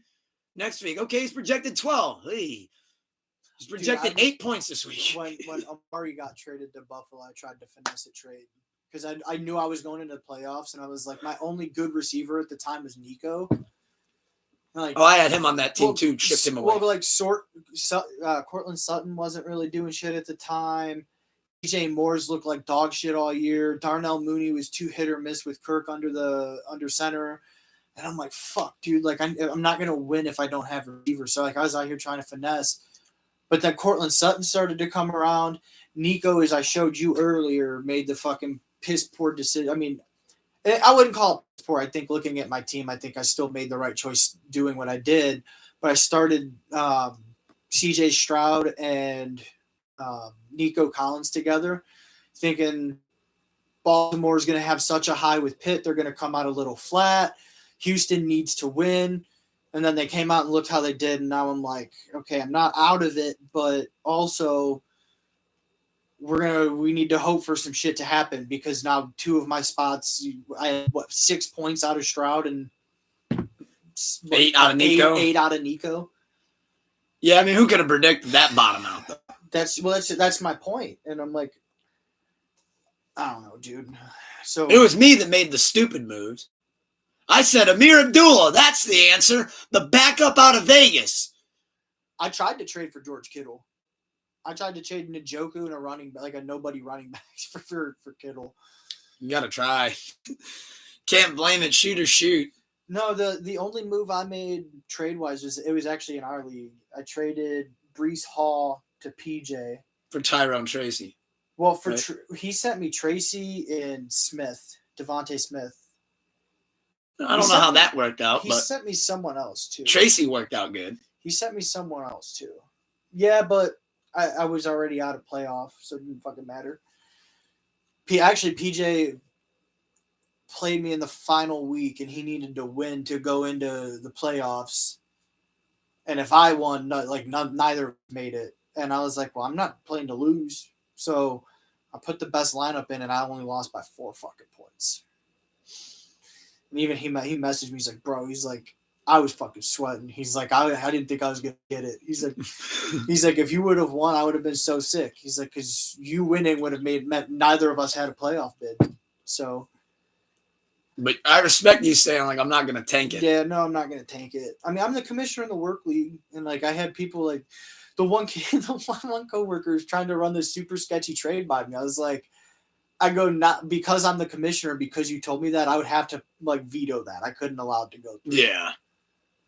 Like, what kind of commissioner would I be? Like, slip me some under the money table and, like, yeah, I'll let it go through. Like, I'm the corrupt. I love how around fantasy playoff times, you always got to, like, look for stuff like that. Like, wait a minute. Who's friends with who?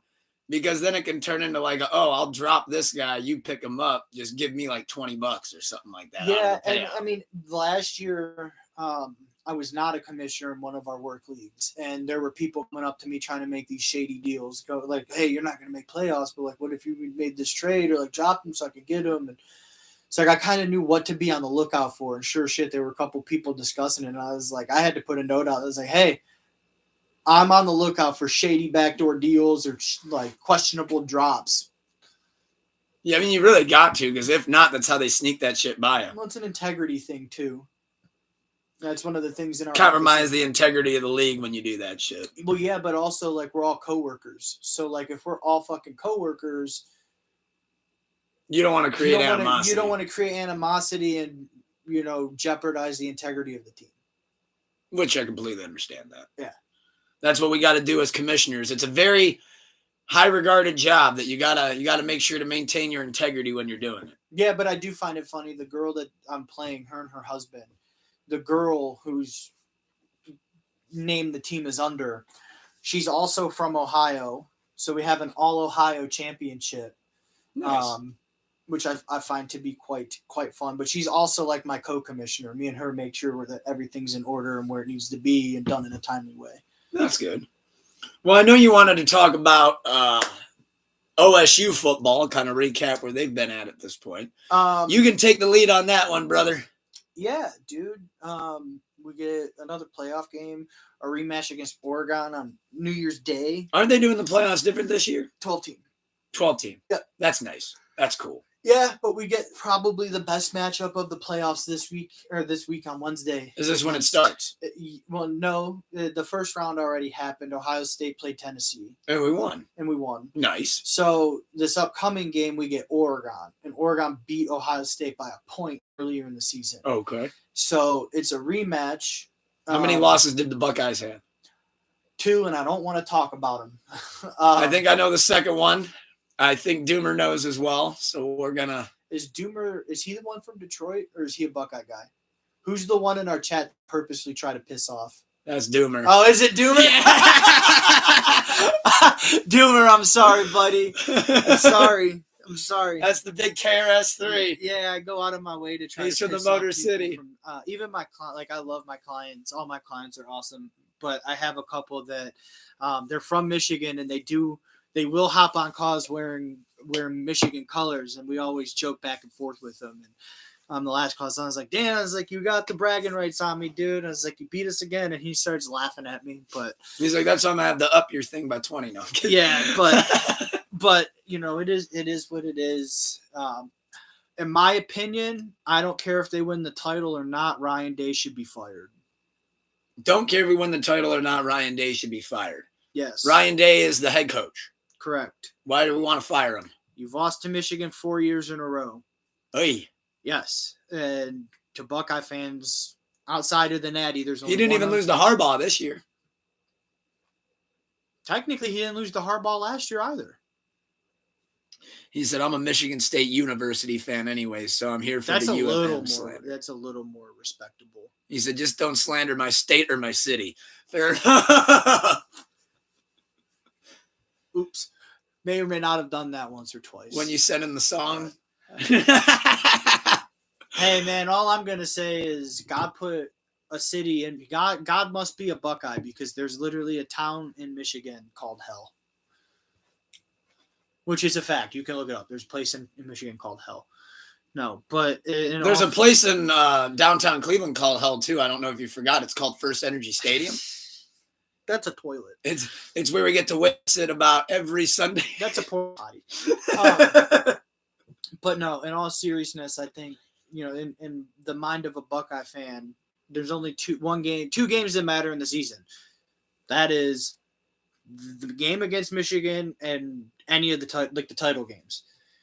And you've lost to Michigan 4 years in a row now. I didn't even know that. You have built your whole premise and talked all this shit all year about the only goals we have this year are beat Michigan, win the Big Ten, and win a national championship. And you came out against Michigan and you look like absolute fucking donkey crap. So get the fuck out of here. You don't understand the rivalry. You're not from Ohio. You don't know what the fuck it means. I personally, there's two people I'm looking at. I either want him to give that head coaching job to Brian Hartline. Where's he at? He's with Ohio State right now. Oh, okay. He played at Ohio State. He knows the rivalry. He's lived it. He's breathed it. Is he a coordinator? He gets it and understands it. Yeah. And offense or defense? I think he's assistant offense. It might even assistant offensive coordinator. Maybe even working with the receivers. But he's with them right now as an assistant coach. I want him as a head coach. I think he's had some interest from other schools as head coach, but he's like, I want to be with the Buckeyes. So naturally, I think Brian Hartline would be a good next step.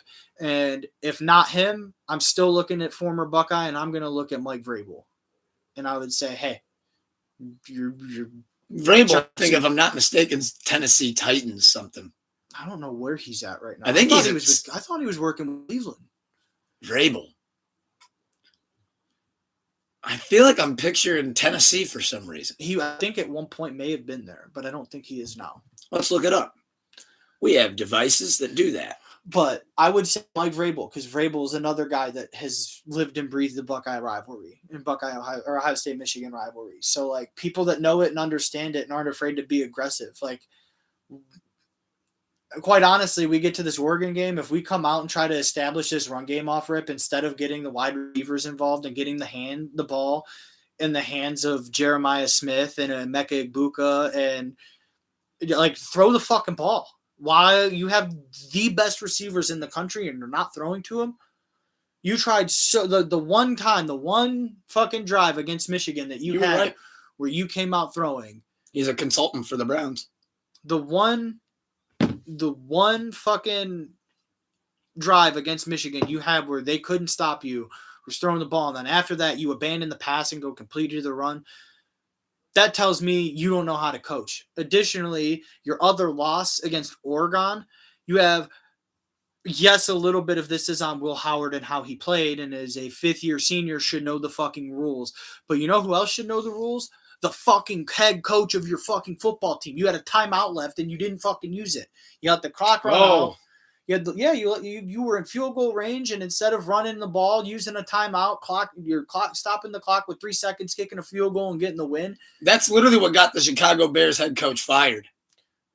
That's what cost them the game against Oregon early in the season. That's literally word for word what happened to the Chicago Bears, and the coach got fired. Yeah, but Ryan Day not knowing the fucking rules and how the rules of pass interference and time and whatnot, it ended up costing them the game against Oregon.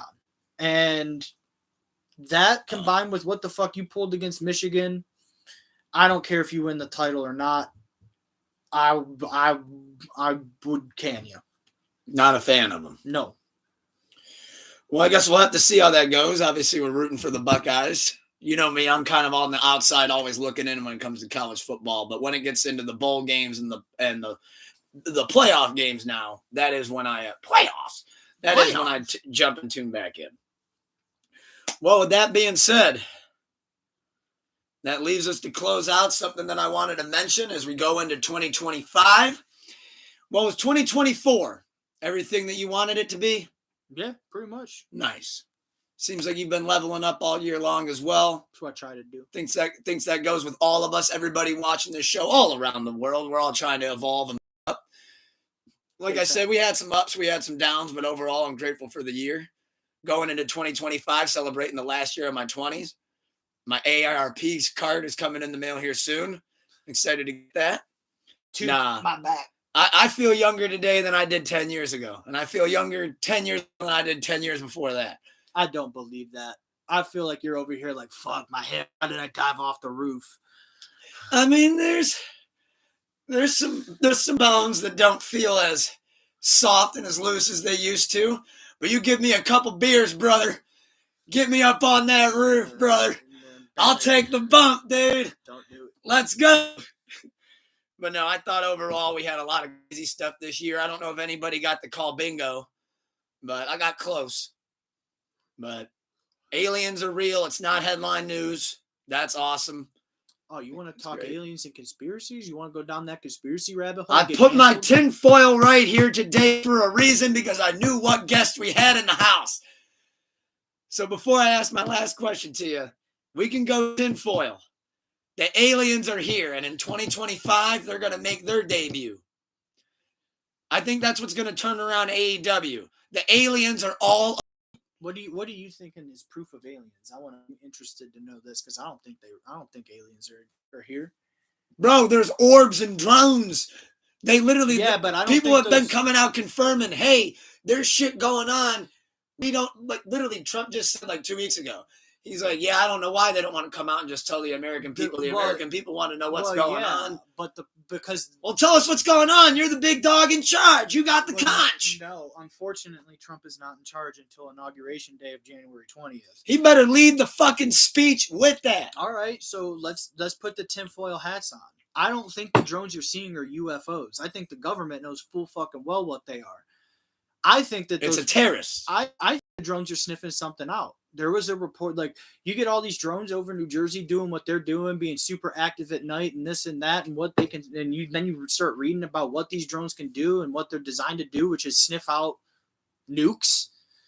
And then you see other stories that parallel, where you look at nuclear waste facilities and all this radioactive material goes missing. And then all of a sudden we get these nuke sniffing drones up in the sky. I think that they're on the lookout for something. And I think it's all going to stem around something going on around Inauguration Day. I don't think when Trump officially won the election, my old roommate texted me because we don't see eye to eye politically. And he goes, well. And all he said was, well. And I responded and I said, he won. I go, but we are now within the most dangerous 2-month period in our lifetime. And he said, why? And I said, because the deep state, which whether you want to say conspiracy or not, it does exist. The deep state right now is panicking because they know who's coming into office, and they are going to want to do every fucking thing possible to keep Trump from coming into office. Let's look at the wars that they've got going on with Ukraine, the wars that they have going on with Israel and Palestine, and how they're trying to fucking push all the U.S. interest into it and get how much money there. You see all this bullshit going on, and then all of a sudden you're going to tell me the government says, hey, aliens are real. Look, there's drones up in the air. It's deeper than that. See me, I've been waiting on these aliens. It's not fucking aliens. Bring them on. It's not aliens. It's not fucking aliens. Well, Jid already proved that aliens are real because if you just listen to him rap, that's not normal. But like he has gills. No. But these drone sightings and shit that they're going on about, they're calling them aliens to try to distract you from something. So well, it's working on me, damn it. So look at the story and say, okay, well, what are they trying to distract from? And don't let it distract you so easily. You got to kind of look at it and say, okay, what's going on here? Who's behind it? Why are these there? And in my personal opinion, which I don't know shit about shit. First rule of life, I don't know nothing. Yeah, I'm just like, I don't know nothing. This is just from my perspective in terms of the stories that I see and read. I don't think that it's aliens. I think it's the government doing something. I mean, we got a lot this year. We had the election, obviously. That was crazy. We had our Time Person of the Year for 2024, Haley Welch, a.k.a. Hawk Tool. She made her Person of the Year. What? I'm just making sure. Say Trump was Time Person of the Year, which is crazy. The guy that they're saying is the most hated man. If social media could have elected one, they would have elected Hawk Tool. They're talking about, but like you look around and like and all the different people that could have been nominated, and the person that wins it is the person that the media is telling us, and you can put quotes there, and the news are telling us is the most hated. They've compared this man to Hitler. Like, they've drugged this one is always dude. crazy. They've drugged this dude's name through the mud, and he wins Times Person of the Year. But then you start looking and actually doing research and reading about the guy, and you realize he's actually not as bad as people are saying he is. He's done a lot of good. It goes back to what you were saying earlier. He comes across like Kanye sometimes. You become educated on him, and you separate the media bullshit, and you realize he's not that bad, and he ends up winning Times Person of the Year. I mean, the man literally took a bullet for our country and for our democracy. And quite frankly, I don't give a fuck if you agree with me politically or not. I forgot about the bullet. But like our country, with him winning, I personally pray that Inauguration Day goes without a hitch. I genuinely am concerned. I think we are currently in a very dangerous time in terms of how the world works, and particularly with our country. And with him winning the election and Inauguration Day coming up, I definitely feel that we might see some kind of shenanigans and shit like that. But that's just me paying attention to what's going on within our country. 2025 is going to be an interesting one. That man took a bullet for us, won the election. Like, have some fucking faith. And the best part was when it happened, he didn't stay down. He got up and put that fist up and said, let's fight. Let's go. Yeah. So, I don't know. I was telling you before, I don't want to go too deep, but I told you before we got on, Elon Musk posting QAnon quotes on Twitter is pretty fucking nuts. But then when you realize that he's in direct quotes from Q posts, and then he's hand in hand with Trump right now, it makes you scratch your head and say, what the fuck is going on here? I'm always that. I don't know. I mean, remember at the beginning of the year, to go back to aliens, they said there was aliens in Miami. They were shopping. Did you see those aliens? You were close to them. Just 2.5 hours away. I don't know. I don't think that they're aliens, buddy. I think it's our government trying to pull some fuck shit. Oh, do I think that actual aliens were walking hand in hand in the mall in Miami? No, of Hey, I course got to be careful on my way home. They might someone might Hillary Clinton my car. not. I might, That's a crazy term. I just got Hillaried. I may have Fuck. I may have just, hey, if they haven't gotten Chris Webby yet, I'm nowhere near their radar. That dude, he's got a platform. I don't. You're lower on the list? Yeah. But you start speaking on what we were just speaking on, and you go too deep and start letting names fly out and stuff like that, you might die. That's when they have to push. I love my stories life, to and the let me just make sure I say this. I love my life, and I would never kill myself. We have him on record. On record, they better not come for my mans, because then I got to come and get back at him.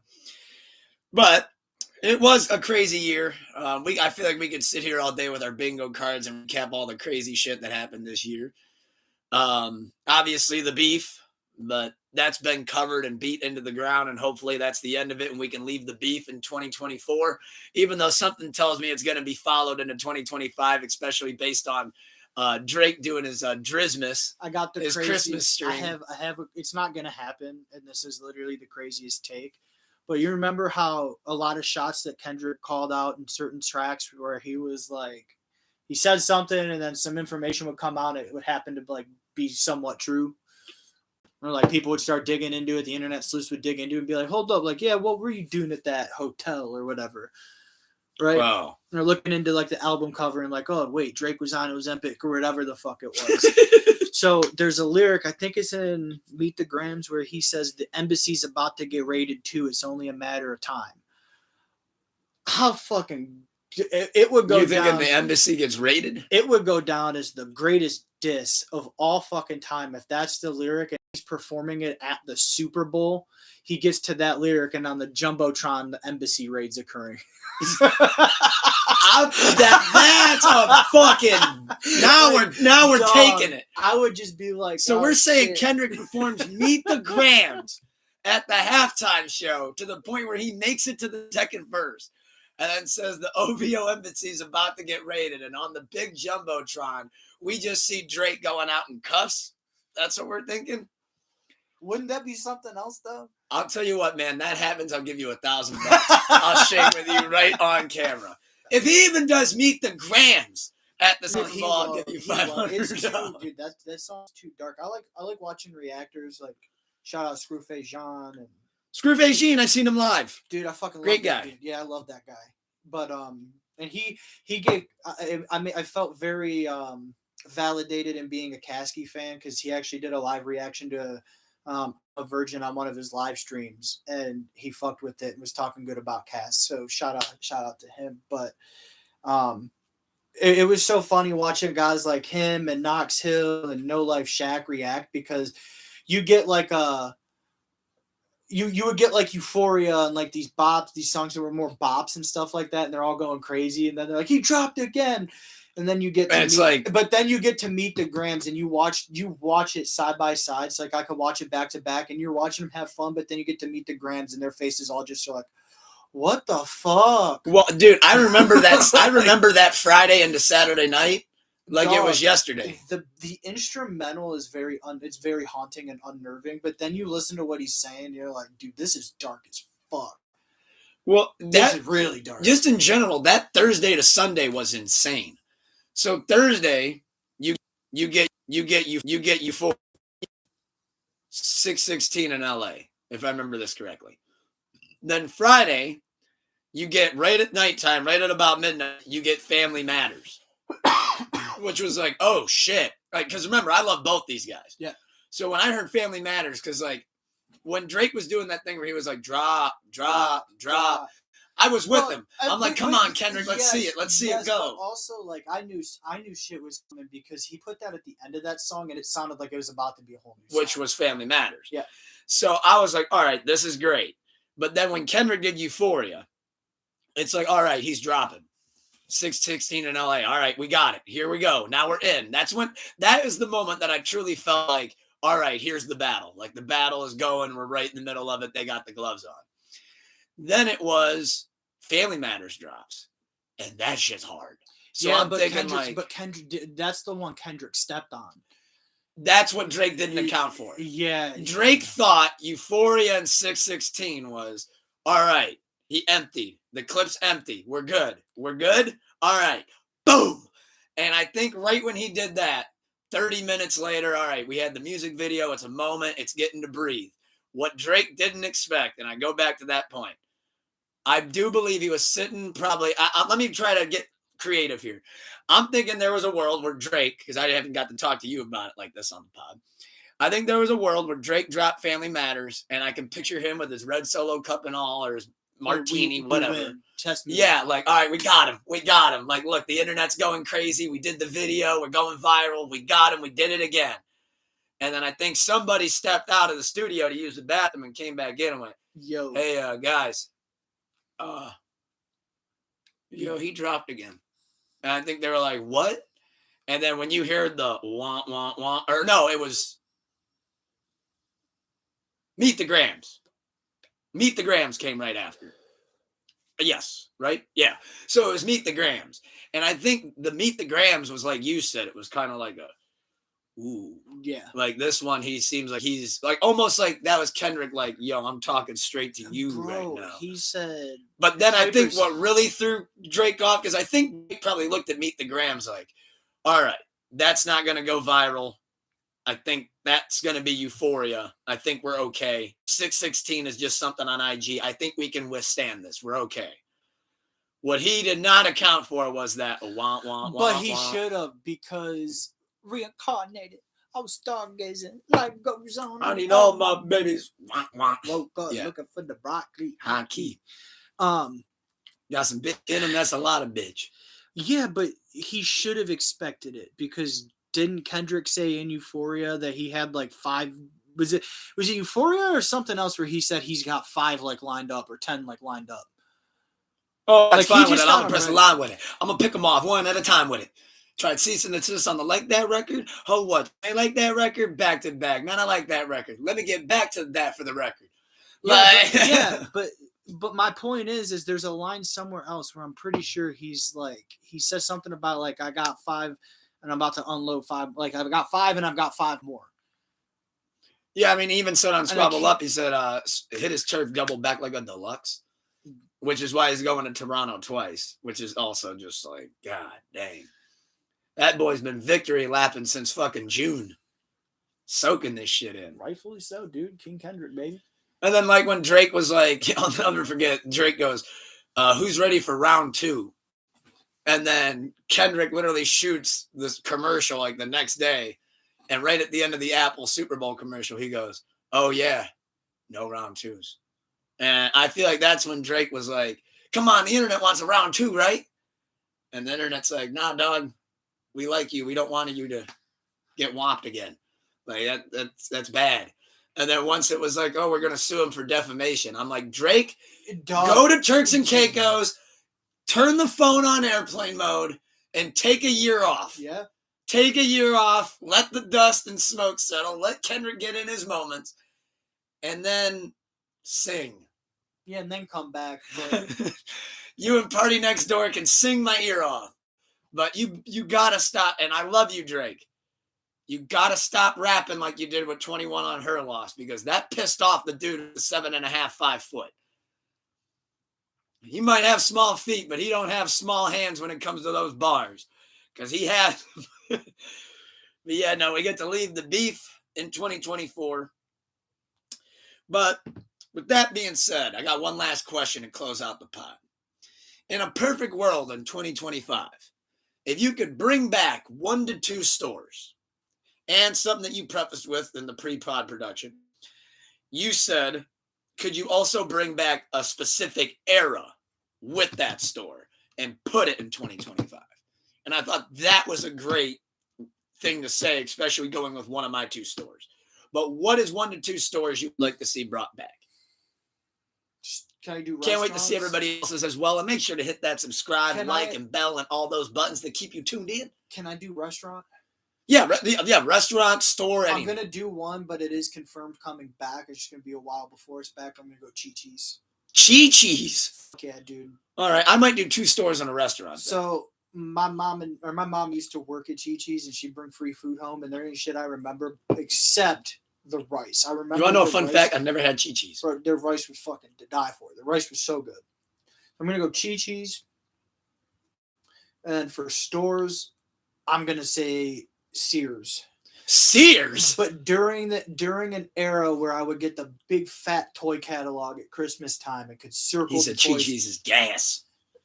But during the Sears, during the era where I would get this, I would have to wait and get that big fat notebook that had all the toys, the Sears catalog for Christmas, and I got to go through and fight my brothers for time with the catalog to circle my toys and show mom and dad what I wanted for Christmas. That's dope. That kind of brought another one to my mind. But I will kick it off with one of my two stores. But it goes with your era point because you have to bring back the era or the store would just go bankrupt again. Bring me back Blockbuster videos. Yes. Or Hollywood videos. Yes. All right, I got a question, and it's going to be oddly specific, but do you remember what Blockbuster smelled like? Just vaguely, but yes. Bro, I feel like I'm the only fucking person. I can remember walking in there, the carpet, the way the movies felt. Bro, I vividly remember what the fuck Blockbuster smelled like. I remember the scent of Blockbuster to the point where I'm convinced they should make a Blockbuster scented candle because it had a specific scent. That would be cool. There we go. I got one. Found one. This old Blockbuster style case. Feel that shit. First off, when they used to sell the used movies, this is also a banger, by the way.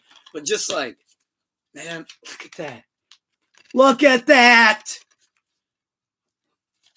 Vintage Blockbuster, baby. It even has the tag on the back. I will tell you, after years of... Oh, that probably smells like cigarettes. I was going to say, after years of being in Tube's basement, it smells like cigarettes. Yeah, it doesn't have the Blockbuster It smells like a Mac Miller song. Appreciate it. Yeah, right on the back. March 13th, 2005. Take me back. Take me back, damn it.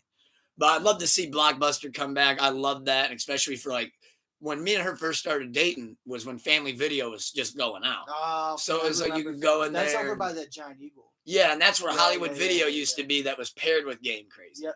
And then, of course, there was Suncoast Video in the mall. That was always dope. I don't remember that one. Suncoast Video? Yeah. It was where the gym is now. Local Talk. It's where Planet Fitness is. I remember there was a Blockbuster on Vine Street. Remember where like you know where like Powerhouse Gym is over there? See, my Blockbuster was always either we're going big local, Paynesville or Menor on the Lake. Gotcha. So do you go over to Vine at all? Like, have you been over on Vine Street? Oh, now I do, but back then not so much. Gotcha. So like over by where like the East Lake Walmart is, and there's like that Walgreens and shit over there, or that Rite Aid over there. There's there used to be a Blockbuster right over there, and then right over by Target. You remember where it's? I think they tore it out and they're putting something else new in there. But where Panera used to be, right on that big corner, that used to be a Family Video Game Crazy. Gotcha. Yeah, I remember that the Hollywood Video and Game Crazy or Family Video and Game Crazy was always dope. Second store. Well, I would bring them back because to me that would be like that's like a date night. Like let's go pick up like we'll go out get a bite and then as the food settling. Let's go get a bite or get some like pizza.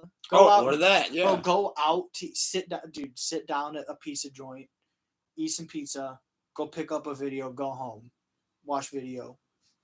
And it's like, man, that's like they made shit too modern to where it's like you took the fun away, you took the experience away. Yeah, there's to me, and maybe this is just me being like a bitter old man, and like maybe this is why I relate much to Chris Webby's new song and that he's got out. Shout out Chris Webby, but back on my BS, which I'll play after the pod for you. But like, I don't remember. He said y'all remember Sam Goody, best music store ever. I don't remember Sam Goody. I don't. I don't think we had that here, brother. I don't think we were hip, unfortunately. No, for me, it was always FYE. Well, I'm glad you mentioned FYE because you know what second store I'd bring back, even though it's still open. There's an FYE by me in Florida. An FYE? There's an FYE. I'm coming back to you. Bye, Ohio. I'm over it. No, the other store that I would bring back is essentially the essence of it, not so much the store because, like I said, it's still ticking. Make Best Buy great again. Fact. where you got movie selections, music selections, even put some fucking records in there. Yeah, but again, nowadays it's like if I'm walking into Best Buy, I'm either getting a MacBook or a fridge. Like, yeah, but again, part of the problem is like we've become so, and like I think at a certain point, I actually think that, I mean, you have already kind of seen it with like vinyl record and how much vinyl records back in, but like I think at a certain point, there's gonna be generation, whether it's like us or our kids or whatever.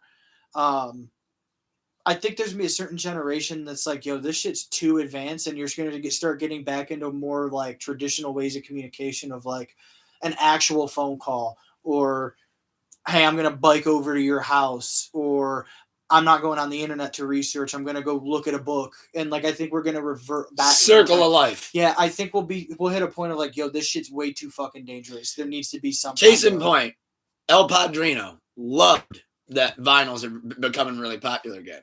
But he also said that he remembers a time where cassettes and CDs started coming out and people were like, oh, vinyl's dead, vinyl's gone, vinyl's never going to make a return. It's back. And it's back.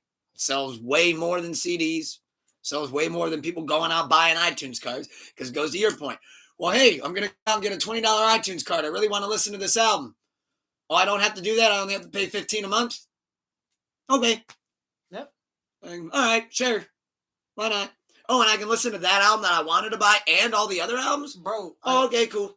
I literally feel like we're almost living like Wall-E. Like how far are we from being just the fat people on the chairs that float around and we get whatever we want? Like, oh, you want? Have you ever seen the movie Idiocracy? That movie is years and years and years and years ahead of its time. Luke Wilson and Dax Shepard. Movie came out in like 2005, and they were saying like, oh, in 2340, this is how the world's gonna be. That might be by 2040. Like they were pretty much ahead of their time with that. Like just how dumbed down shit's become, really. But lastly though, I did want to say the restaurant, as you were mentioning restaurants.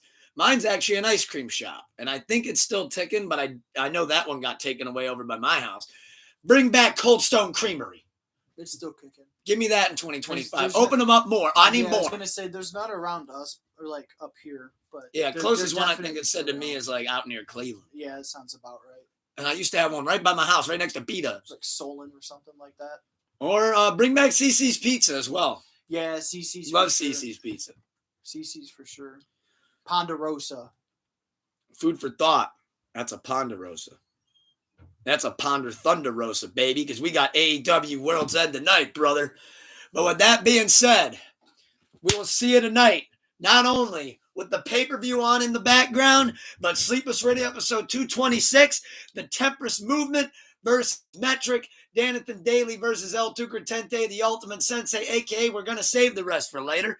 And we're going to get a nice quick 10-round bout and have a great sleepless Sonic adventure on this blessed and wonderful sleepless Saturday. He said Cold Stone's still around, but the nearest one to him is still like a half hour away. Yeah, that's about accurate. But with that being said, thank you to the good brother Young Sunscreen, Scooter Mcgavin, a.k.a. Scotty Doesnt Know, for joining us for Pull Up a Chair 93. Hit that like, hit that subscribe, hit that bell. Visit the tree of links in my bio on socials to visit all merch, new music videos, and also closing out this year with a bang. Keep your eyes peeled for the sleepless eyes only. And with that being said, keep the love high and the hate you know where. And your captain speaking. I will see you ladies on the Benji. Take it easy, y'all. Boom.